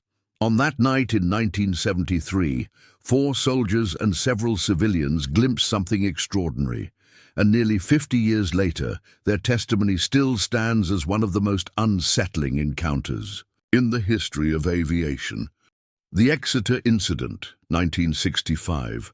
In the early hours of a September morning in 1965, in the small town of Exeter, New Hampshire, police officers and civilians reported seeing strange lights performing impossible maneuvers in the night sky. Their testimony, consistent and corroborated, became one of the most famous UFO cases in American history, the Exeter Incident. The setting was the early morning of September 3rd, 1965. The quiet town of Exeter, surrounded by farmland and forests, was asleep under clear skies. At about 2 a.m., Norman Muscarello, an 18-year-old hitchhiker, was walking along Route 150, returning home from a friend's house. The road was dark and isolated, flanked by fields and woods. Suddenly he saw something that stopped him in his tracks. The first sighting Muscarello described a huge, silent object hovering above a farmhouse. It emitted brilliant red lights that flashed in sequence, brighter than anything he had ever seen. the object descended toward him, moving silently. Terrified, Mascarello threw himself into a ditch as the lights passed overhead. He later said, "It felt as though the craft was deliberately following him." When the object finally moved away, Mascarello ran to the nearby Exeter police station, arriving shaken and breathless. Police response at the station, Officer Eugene Bertrand Jr. listened to Mascarello's story. At first skeptical, Bertrand recalled a recent call he had answered. A woman had reported a strange, glowing object hovering outside her car before flying away. Bertrand decided to investigate. He and Mascarello drove back to the site near Route 150, parking near the same farmhouse where the teenager had seen the lights. The second encounter. At first, the field was quiet, but minutes later, the object returned. Bertrand described a huge, dark object with a line of intensely bright red lights pulsing in sequence from left to right. It rose from behind the trees and moved silently across the field. Both men were stunned. Bertrand, a trained officer, admitted he was frightened. He drew his service revolver but held back from using it. The object swooped low toward them, so close that the men felt waves of heat. Then it ascended again, moving silently into the distance. Bertrand and Mascarello rushed back to the station to file a report, but the night was not over. Officer Hunt joins. A second officer, David Hunt, joined them on a return trip to the site. Together, the three men watched as the object appeared again. Hunt confirmed seeing the same massive shape, the flashing red lights, and the impossible maneuvers. For over 20 minutes, they watched as the object hovered, darted, and shifted across the sky before vanishing for good. 3 witnesses. 2. Police officers and a civilian now stood by the same story, publicity and investigation. The incident quickly drew attention from the press. Local newspapers reported on the Exeter sighting, quoting the officers directly. The case also attracted the U.S. Air Force's Project Blue Book, the official government program investigating UFOs.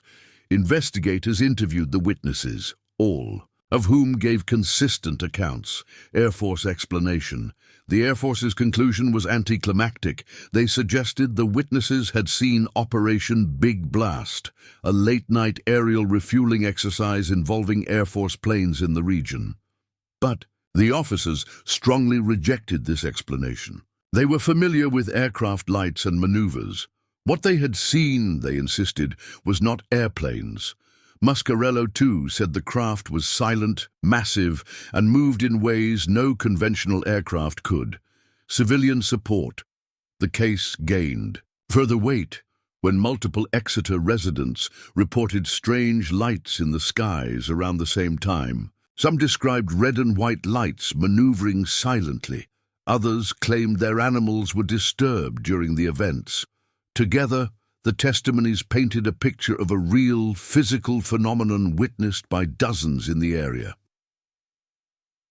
Why the case stands. The Exeter incident is often cited as one of the strongest UFO cases of the 1960s because it included multiple trained police witnesses who gave official, consistent reports, civilian corroboration from Mascarello and others in the community.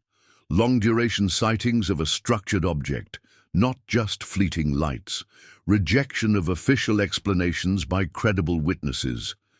Unlike vague or ambiguous cases, the Exeter sighting was clear, detailed, and backed by reliable sources. Skeptical skeptics continue to suggest alternate explanations, misidentified aircraft from a refueling mission, bright stars or planets distorted by atmospheric conditions, optical illusions caused by fatigue and stress, but the witnesses maintained their story for decades, dismissing these ideas as inconsistent with what they saw that night. Cultural impact. The Exeter case became a touchstone in American UFO lore. It was widely covered in books, magazines, and television programs, and it contributed to the growing wave of UFO interest during the 1960s. Exeter even began hosting annual UFO festivals in later years, commemorating the event and cementing its place in local history. The human dimension, for the witnesses, the experience was unforgettable. Norman Muscarello, the young hitchhiker, described the terror of facing the object alone on the dark road. Officer Bertrand admitted he was so shaken that he nearly fired his weapon. Officer Hunt stood by the report until his death, insisting they had seen something extraordinary. Their sincerity, composure, and refusal to embellish convinced many that they were telling the truth. Reflection. What hovered over the fields of Exeter that September morning in 1965? Was it a classified military project, a rare natural phenomenon, or something beyond human technology? The answers remain uncertain, but the Exeter incident endures because of its credibility, multiple witnesses, consistent testimony, and official involvement. On that night, in a quiet New England town, 3 men and many others glimpsed the unknown, an object that defied their training, their expectations, and even official explanation. Nearly 6 decades later, the lights over Exeter still shine in the annals of UFO history, mysterious, undeniable, and unsolved. The Westall UFO Incident, 1966. On a clear April morning in 1966, hundreds of students and teachers at a school in Melbourne, Australia, rushed to the edge of a field and watched in astonishment as a mysterious object hovered, landed, and then disappeared at incredible speed. Known as the Westall UFO Incident, it remains the largest mass-witness UFO encounter in Australia's history, and one of the most enduring mysteries of the UFO phenomenon. The setting it was April 6, 1966 in the suburb of Clayton, South Melbourne. At Westall High School, students were in the middle of morning classes when something unusual caught their attention. A group of children outside first noticed it. A disc-shaped object, grey or silver in colour, moving silently across the sky. Within minutes, word spread through the schoolyard. Students poured outside, pointing upward in awe and fear. Teachers followed, equally astonished.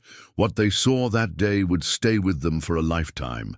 The object witnesses described the craft as a circular metallic disc about the size of 2 family cars, with a slight dome on top. It glided smoothly through the sky, faster than a plane, but without sound. The object descended toward an open paddock, a grassy field behind the school, bordered by trees and power lines.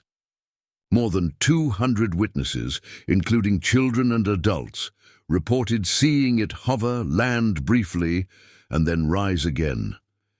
Several students ran toward the site, some as close as 50 meters. They described the grass being flattened in a circular pattern, where the object had touched down.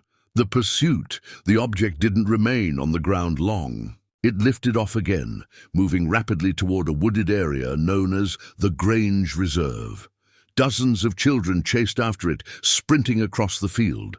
In the reserve, witnesses said the craft dipped low, hovered again, and then shot off into the distance at astonishing speed, far faster than any conventional aircraft of the time. The entire encounter lasted about 20 minutes, long enough for hundreds of witnesses to see it clearly. Official response: almost immediately after the object departed, the area was flooded with authorities. Witnesses recall military personnel and police arriving at the field, cordoning off the landing site, and instructing students and teachers to return to class. Some students later said they were warned not to talk about what they had seen. Teachers, too, recalled being told by education officials to avoid mentioning the incident publicly. Despite the large number of witnesses, no official report was filed by the Australian government. Witness testimonies. Decades later, many of the students, now adults, continued to describe the event consistently. Joy Tigay, a student, recalled, "It wasn't an airplane. It moved differently, silently. We all saw it land." Andrew Greenwood, a science teacher, reported seeing a classic flying saucer shape hovering in the sky. He later claimed he was visited by government officials who pressured him to remain silent. Other students described the flattened grass in the paddock, saying it looked scorched or pressed down in a perfect circle. Their consistency, even after decades, adds credibility to the case. Media coverage, local newspapers briefly reported on the incident, running headlines about flying saucers over Melbourne. But coverage quickly faded, and few details were pursued by journalists at the time. Some researchers believe this was due to pressure from government or military officials who wanted the story suppressed. The lack of sustained media attention only deepened the mystery. Skeptical explanations. Over the years, skeptics have proposed various explanations. Weather balloons. Some argued the witnesses saw a large experimental balloon released by the nearby CSIRO research facility. Military aircraft. Others suggested it was a secret test flight of a new type of plane. Mass hysteria. A few dismissed it as children exaggerating or fueling one another's imaginations, but these explanations struggle against key facts. The sheer number of witnesses, over 200. The detailed consistency of their testimonies. The physical landing traces in the paddock. Described by multiple people, the object's speed and silence, unmatched by conventional technology of the time. Why the case stands out. The Westall UFO incident is unique because it combines several powerful elements: broad daylight sighting in clear weather, hundreds of witnesses, both children and adults, physical evidence in the form of flattened grass, official secrecy, with witnesses reporting intimidation and suppression. Unlike fleeting nightlights or single-witness encounters, Westall involved a community of observers. In a suburban environment, the human side, for many of the children, the incident was life-changing. Some described it as a defining memory of their youth. Others admitted they kept silent for years, afraid of ridicule or punishment. Teachers like Andrew Greenwood later said the pressure to remain silent was real. Visits from officials, phone calls, warning them not to discuss it. This sense of suppression gave the incident a darker undertone beyond the sighting itself. Legacy. The Westall UFO case remains one of Australia's most famous UFO encounters. Documentaries, books and television programs have revisited the story, interviewing dozens of the original witnesses. To this day, no official explanation has been accepted. No balloon launch records match the time and place. No military flight data explains the craft's maneuvers. The paddock where the object allegedly landed has since been developed, but for many locals, the memory endures. Reflection. What descended over Westall that morning in 1966? Was it an experimental craft, a misidentified balloon, or something truly beyond human understanding? The truth remains uncertain, but the case endures because it cannot be easily dismissed. Too many witnesses, too much consistency, and too much mystery. On that morning, hundreds of children and teachers looked to the sky and saw something extraordinary. Nearly 6 decades later, their voices remain clear. They saw an object unlike anything they had ever known, land in their schoolyard, and vanish into history. The Tully Saucer Nest, 1966. In January 1966, in the farmlands of northern Queensland, Australia, a sugarcane farmer reported seeing a strange disc-shaped object rise from a swamp, leaving behind a perfectly formed circular depression in the reeds. Known as the Tully Saucer Nest, it became one of the earliest and most famous cases linking UFOs to unexplained ground formations, what many now call crop circles. The setting. The event took place on January 19, 1966, near the small town of Tully, about 80 kilometers south of Cairns, in tropical Queensland. The region is known for its sugarcane fields, banana farms, and wetlands. That morning, Farmer George, Pedley drove his tractor near a swampy lagoon called Horseshoe Lagoon. It was just after 9 a.m., under clear skies, when something extraordinary happened. The sighting Pedley reported hearing a loud hissing or whooshing sound, unlike any normal aircraft. Looking up, he saw a metallic disc-shaped object about 25 feet across, rising from the swamp. The craft was bluish-grey, with a slight dome on top, and it spun as it ascended.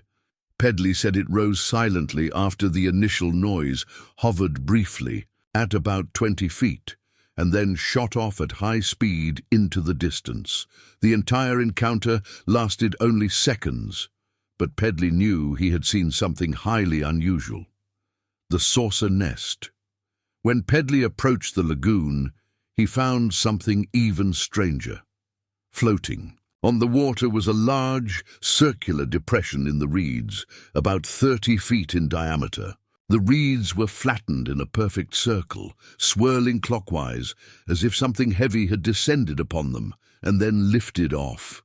The reeds were not broken but pressed down, and they rose again several days later, suggesting they had been bent, not cut.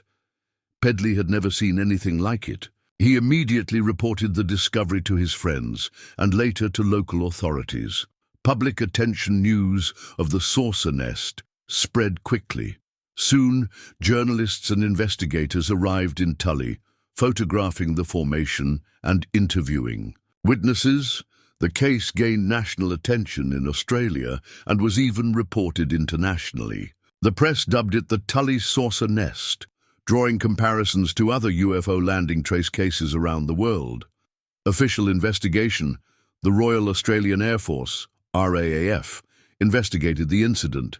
Pedley's account was taken seriously. He was considered a reliable witness, with no history of exaggeration. RAAF officers inspected the site and confirmed the presence of the circular depression in the reeds. They took samples and interviewed locals who corroborated hearing unusual sounds or seeing lights in the area. However, the official conclusion was cautious.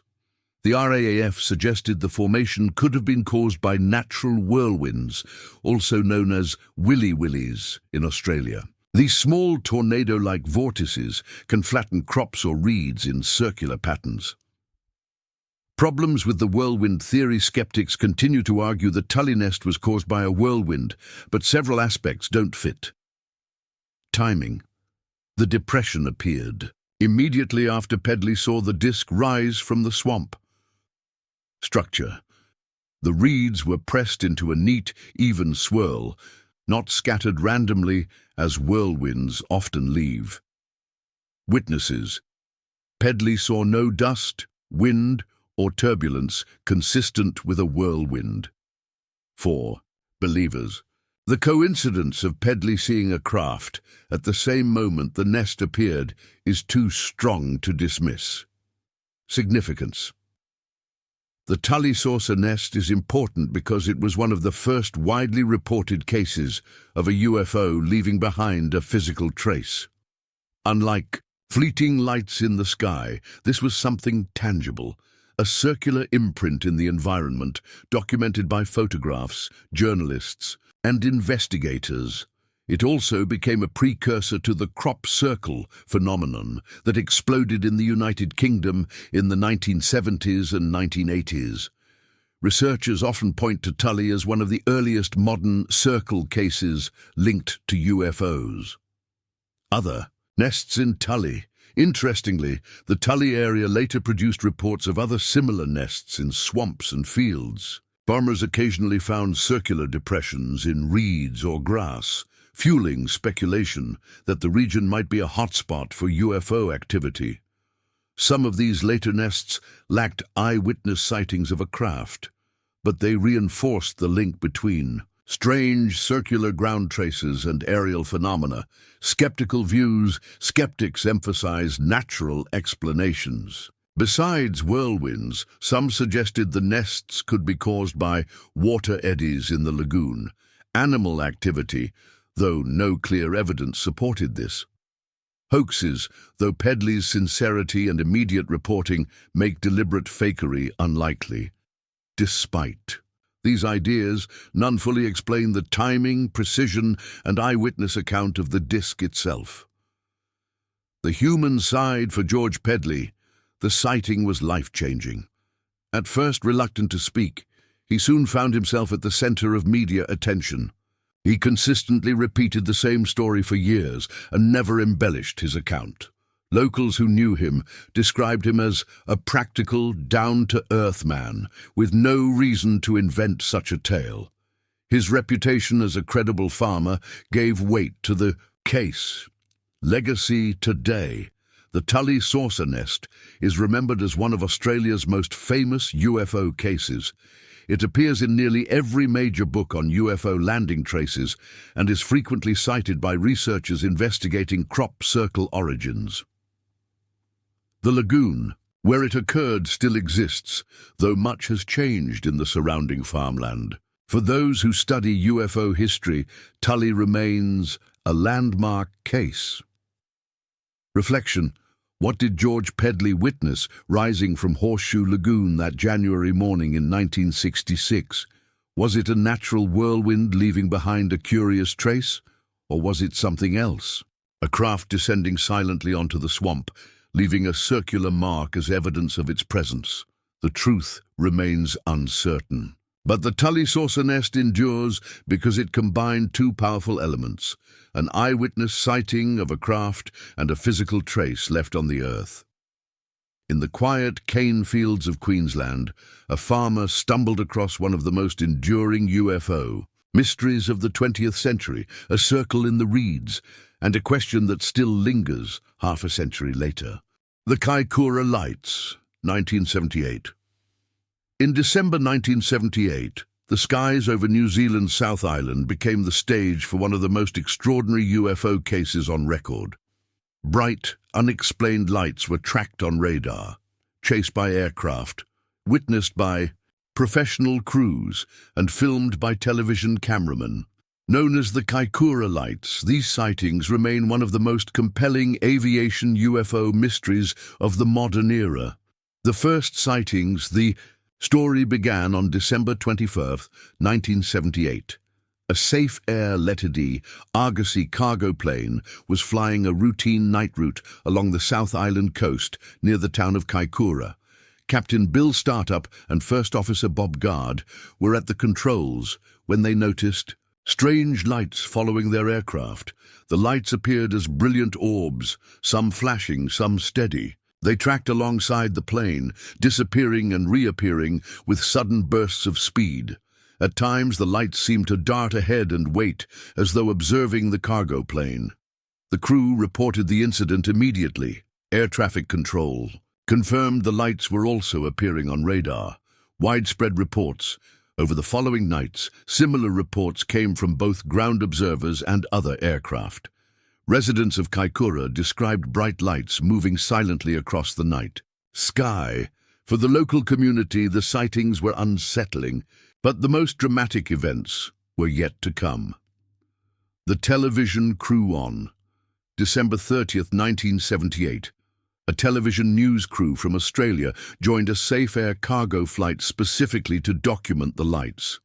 On board were reporter Quentin Fogarty, cameraman David Crockett, and Crockett's wife, Nyair.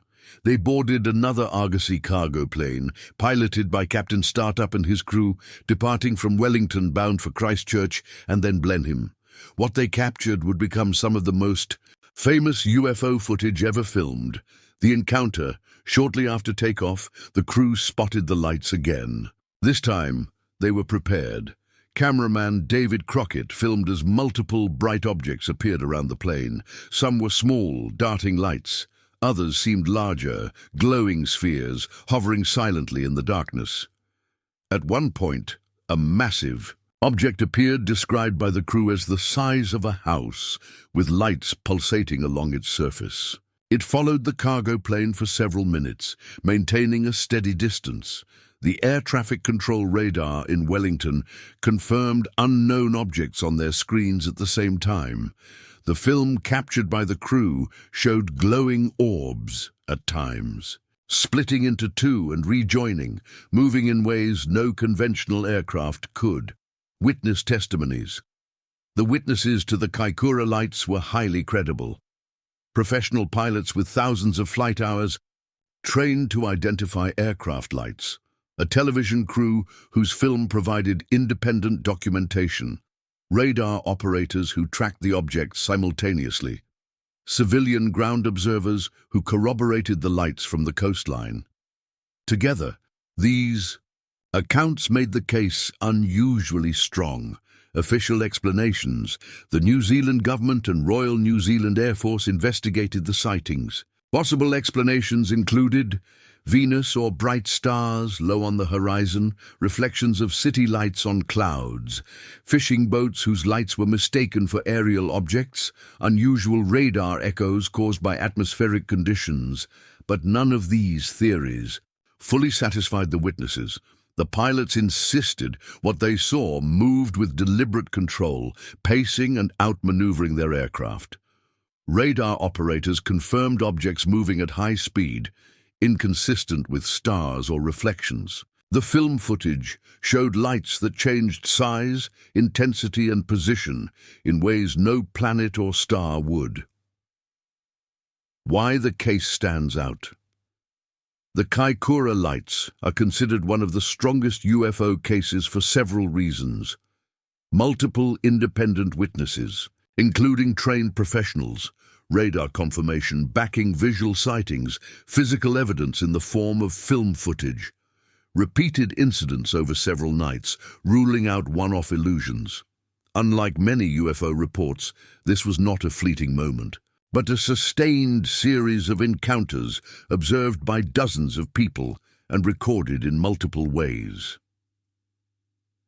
Skeptical. Views. Some skeptics remain unconvinced. They argue that under certain conditions, bright stars like Venus can appear to follow moving aircraft. Others claim the film footage shows reflections and lens artifacts rather than solid objects. But the pilots and cameraman disagreed. They described structured objects, not illusions, and insisted the film matched what they saw with their own eyes. For believers, the skeptical explanations failed to address the full range of evidence: simultaneous radar, visual, and photographic confirmation. The human dimension. For the people of Kaikoura, the sightings left a lasting impression. Some residents felt uneasy for years afterward, wondering why their quiet coastal town had become the center of global UFO attention. For the pilots and crew, it was an unforgettable professional experience. Captain Startup and his first officer remained adamant throughout their lives that what they encountered was real, physical, and unexplained. For journalist Quentin Fogarty, the event transformed his career. He had boarded the plane expecting a light-hearted story and left with footage that would be debated for decades. Legacy. The Kaikoura lights remain one of New Zealand's most famous UFO cases. The footage is still studied by researchers, appearing in documentaries and books worldwide. In 2010, New Zealand's Ministry of Defence released classified UFO files, which included detailed reports on the Kaikoura sightings. Yet no definitive explanation has ever been given.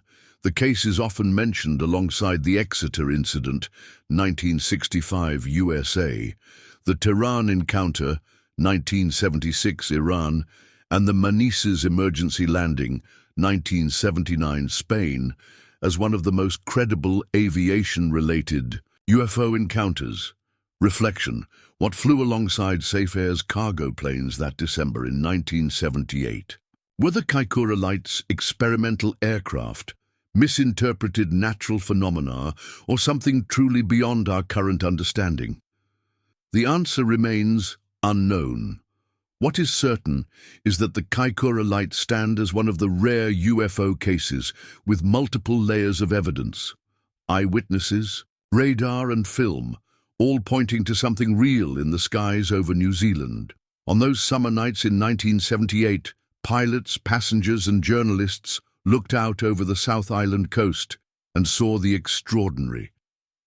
Decades later, their testimony and footage still shine as a reminder that sometimes the skies refuse to give up their secrets.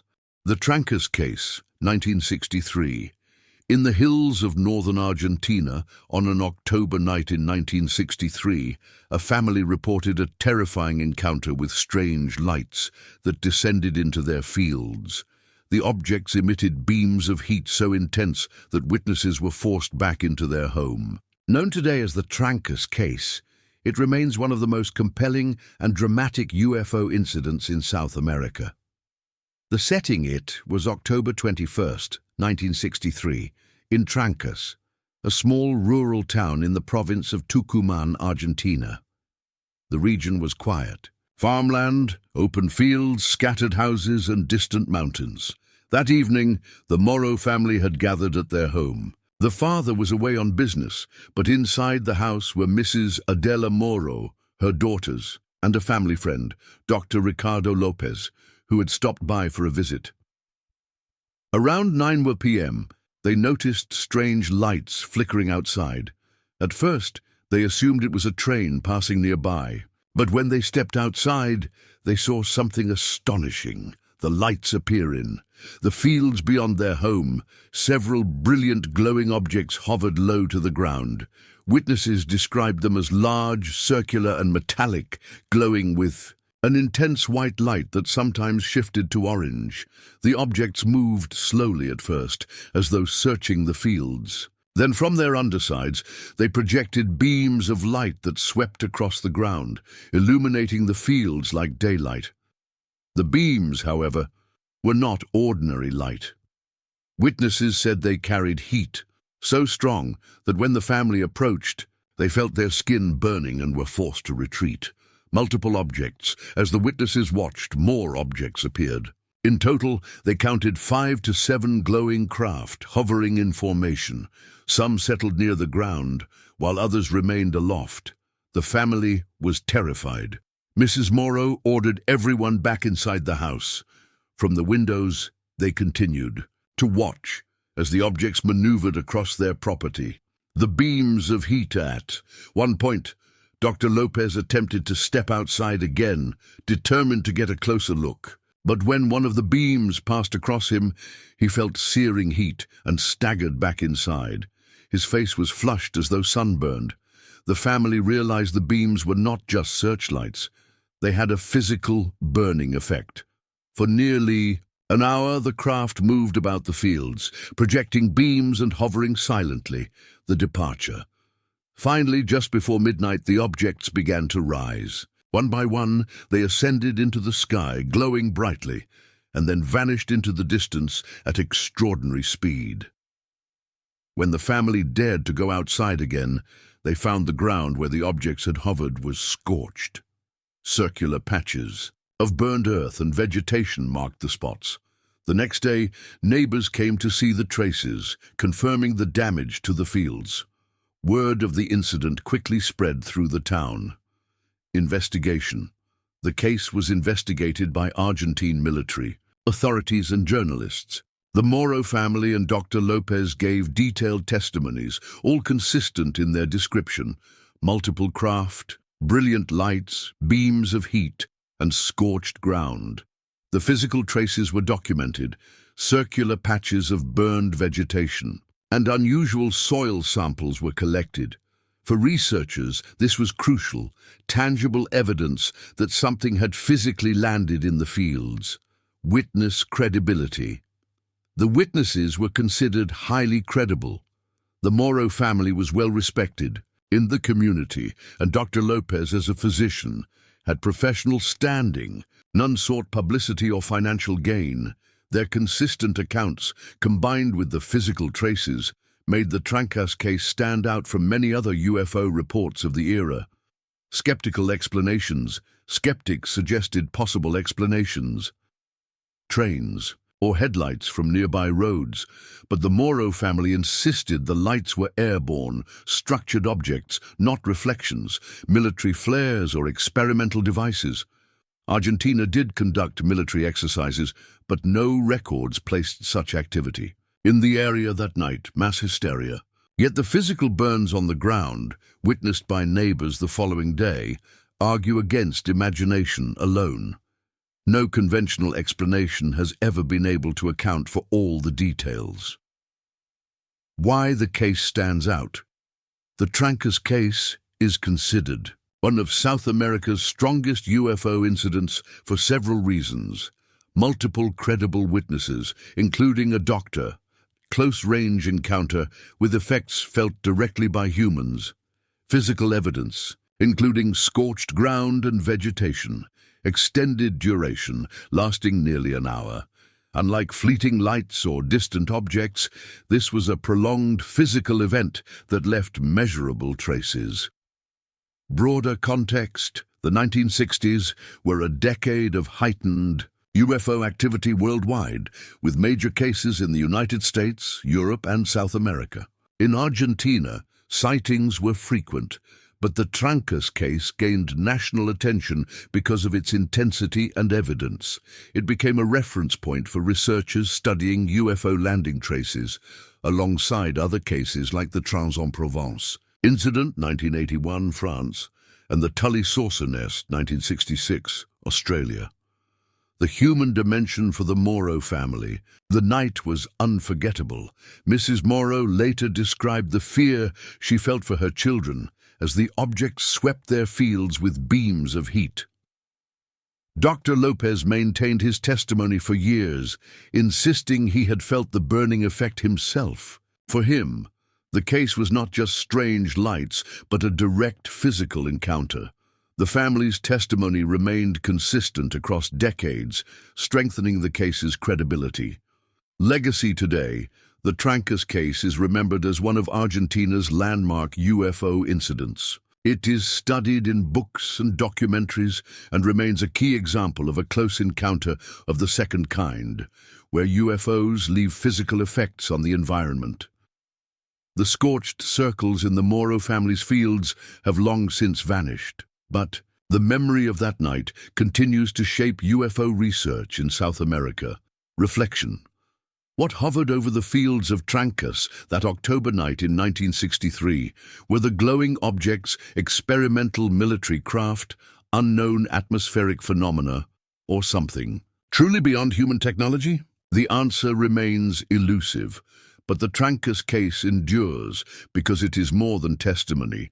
It is a story backed by physical traces, credible witnesses, and details that defy simple explanation. On that night, in a quiet Argentine village, a family stood at their windows and watched the extraordinary unfold in their fields. And decades later, the scorched ground and their words still remind us, sometimes the unknown leaves a mark. The San Pedro Daylight Disk, Chile, 1978. In the highlands of northern Chile in 1978, several witnesses reported seeing a metallic disk hover in clear daylight skies, a sighting so vivid it was captured on camera. Known as the San Pedro Daylight Disk, it remains one of South America's most remarkable UFO cases, blending eyewitness testimony with rare photographic evidence. The setting. The incident took place in San Pedro de Atacama, a small town set in the arid expanses of the Atacama Desert. Known as one of the driest places on Earth, the desert provides wide, unobstructed skies, a natural theater for aerial mysteries. It was September 1978, a warm, cloudless afternoon. Several locals were outdoors when something unusual appeared. Against the bright blue sky, the sighting witnesses described a circular metallic object hovering silently at high altitude. Unlike planes, which left contrails, this object moved smoothly and deliberately. It reflected sunlight in flashes, revealing a solid structure rather than a cloud or illusion. What struck observers most was its clarity, a classic disc shape, visible to the naked eye, stationary at times, and then shifting position in ways no known aircraft could. Among the witnesses was a local photographer who raised his camera and captured what would become one of Chile's most famous UFO photographs. The photograph, the image showed a clear disc-shaped object suspended in the sky, with a distinct outline and metallic sheen. It was not blurred, as so many UFO photos are, but sharp enough to suggest solidity and symmetry. Researchers later examined the photograph, finding no signs of double exposure, hoax, or tampering. For many, it became rare, tangible proof of the phenomenon. Witness testimonies, those present gave consistent descriptions. The object was disc-like, metallic and reflective, with a dome-like top. It lingered in the sky long enough for multiple observers to watch and comment. One witness said, "It was not a balloon, it was not a plane, it was a machine moving with purpose. The lack of noise, combined with the deliberate hovering, convinced many it was no conventional aircraft." Context in Chile has a long history of UFO sightings, many by military and aviation professionals. The country's vast, clear skies, especially over the Atacama Desert, provide ideal conditions for observation.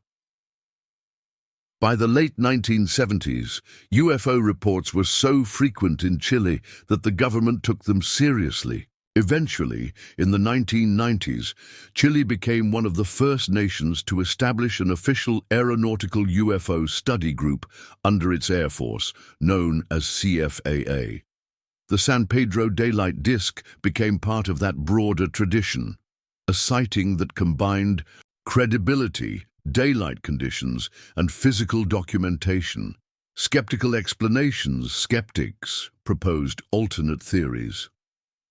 Weather balloon, the most common explanation, but the object's sharp metallic reflection and structured form contradicted the loose, translucent look of balloons.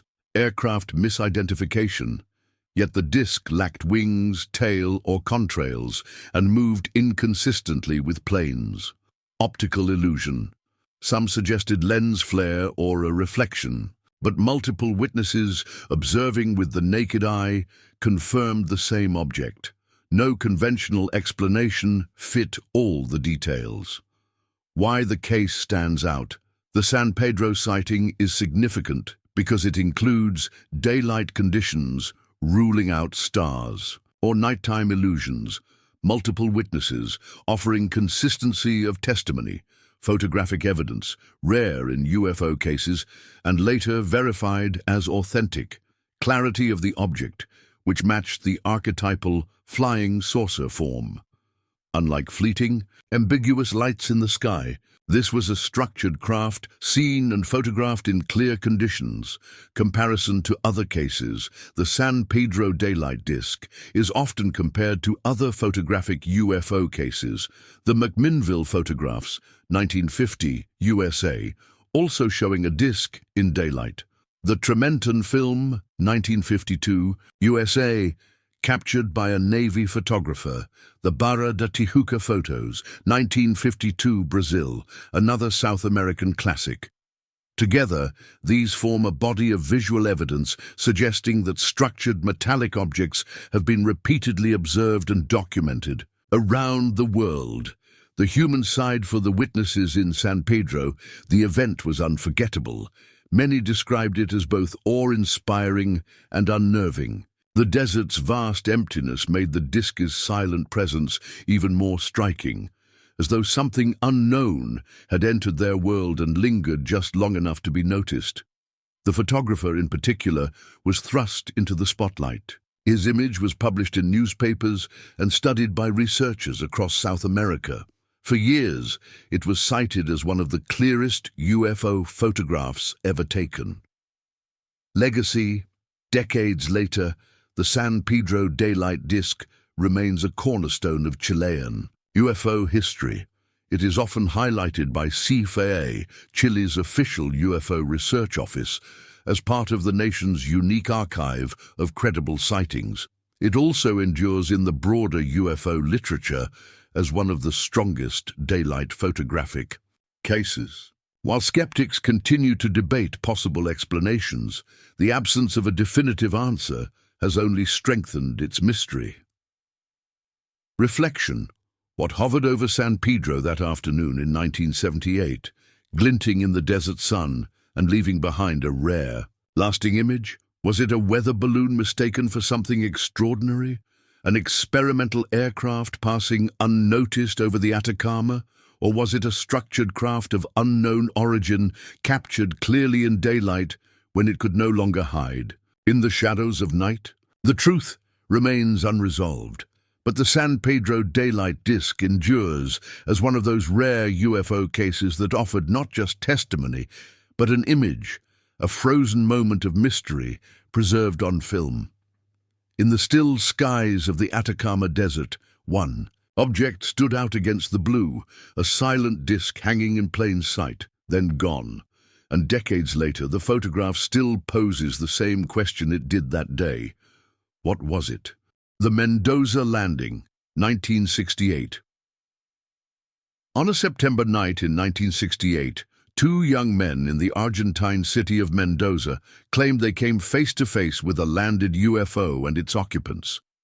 What followed was a terrifying close encounter that left them shaken physically, affected and marked forever by the experience. Known as the Mendoza Landing, it remains one of South America's most detailed close encounter cases. The setting was September 1st, 1968, in Mendoza, a city at the foothills of the Andes in western Argentina. That night, two young men, Juan Oscar Suarez, 27, and his friend Jorge Funes, 23, were riding a motorcycle through the streets near the outskirts of the city. It was around midnight when they noticed a strange glow ahead. The encounter begins. As they approached, they saw a large, luminous object resting in a vacant lot. It was oval-shaped, metallic, and glowing with a bluish light. Its size was estimated at about 25 feet across. Startled but curious, the men stopped the motorcycle to get a closer look. That's when things took a terrifying turn. The beings appear from the craft emerged two humanoid figures, about 1.5 meters tall, roughly 5 feet. Their heads were large and round, their features indistinct, and they appeared to be wearing tight, shiny suits. The beings moved in a strange, mechanical way. As they approached, Suarez suddenly felt paralyzed, unable to move or speak. Funes, equally terrified, struggled to help his friend, but was overwhelmed by fear. The beings raised their arms, and both men were struck by an intense sensation, as if a powerful force was pressing down on them. Loss of consciousness. Suarez later reported that his vision blurred, and he lost consciousness briefly. When he awoke seconds later, the beings were retreating back toward the craft. The object began to glow more brightly. With a humming sound, it lifted slowly into the air, then accelerated and vanished into the night sky. The entire encounter had lasted only minutes, but it left both men physically and emotionally shaken. Immediate after-effects back on the motorcycle, Suarez realized he was still partially paralyzed. His arms felt numb, and he struggled to move his hands. His face was pale, and he trembled uncontrollably. Funes helped him home, where family members noticed Suarez's strange condition. His skin was clammy, his pulse irregular, and his eyes bloodshot. In the hours that followed, Suarez suffered from severe headaches, nausea, and weakness. Doctors later confirmed he had an elevated white blood cell count, suggesting his body was reacting to stress or radiation exposure. The investigation news of the encounter quickly spread through Mendoza. Journalists interviewed the young men, and their story was published in local newspapers. The case soon attracted national attention. Argentine UFO researchers investigated, interviewing Suarez, Funes, and family members. They confirmed Suarez's ongoing medical symptoms and noted burn-like marks on his skin. Even more compelling, residents in the area reported seeing strange lights in the sky that same night, corroborating parts of the men's account. Witness. Credibility. Both Suarez and Funes were considered credible by investigators. They were ordinary young men, not seeking publicity or money. Their emotional state during interviews suggested genuine trauma. Suarez, in particular, seemed deeply affected. For weeks after the encounter, he complained of fatigue, dizziness, and recurring nightmares of the beings. Skeptical explanations. Skeptics proposed alternate theories that the men may have been frightened by a natural light phenomenon, such as ball lightning, that their symptoms could have been caused by psychological stress or hysteria, that they may have fabricated the story for attention. But these explanations falter in light of Suarez's documented medical symptoms, his partial paralysis, and the consistency of the two men's accounts. The corroborating witnesses who saw lights in the sky that night also strengthened the case. Why the case stands out: the Mendoza landing is often cited as one of South America's strongest close encounter of the third kind cases because it includes multiple witnesses, Suarez, Funes, and local residents, close-range observation of humanoid beings, physical after-effects, including paralysis and medical anomalies, press coverage and investigation, giving the case visibility and documentation. It is also notable for occurring in an urban area, not a remote wilderness, making it harder to dismiss as misidentified natural phenomena. Broader context. The 1960s saw a wave of UFO sightings and close encounters worldwide. In South America, Argentina became a hotspot, with numerous reports of landings, humanoids, and physical traces. The Mendoza case joined others such as the Trancas incident, 1963, and Brazil's Varginha case, later in 1996, as part of the region's enduring UFO legacy. The human dimension for Suarez. The encounter left deep scars. He spoke openly about it for years, describing not only the physical symptoms, but also the psychological weight. He admitted that each time he closed his eyes, he saw the figures again, silent, mechanical, and overwhelming. Funes was equally shaken, but less vocal. He preferred to avoid the spotlight, though he never denied what had happened. Both men carried the experience as a lifelong memory they could neither fully understand nor forget. Legacy today. The Mendoza landing is remembered as one of Argentina's most compelling UFO encounters. It is frequently cited in international UFO studies as a classic case of a daylight disk landing with humanoid occupants and physical after-effects. Researchers continue to view it as significant because of its blend of witness testimony, medical evidence, and corroborating reports of strange lights. It remains unsolved, an enduring mystery in the annals of South American UFO history. Reflection. What happened on that September night in Mendoza in 1968? Did two young men truly encounter a landed craft and its occupants, beings who left one of them paralyzed and physically affected?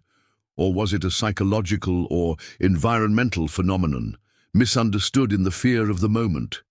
The answers remain uncertain, but the Mendoza case endures because it cannot be easily dismissed. Too many witnesses, too many physical effects, too much mystery. On that night, in the foothills of the Andes, two young men confronted something extraordinary.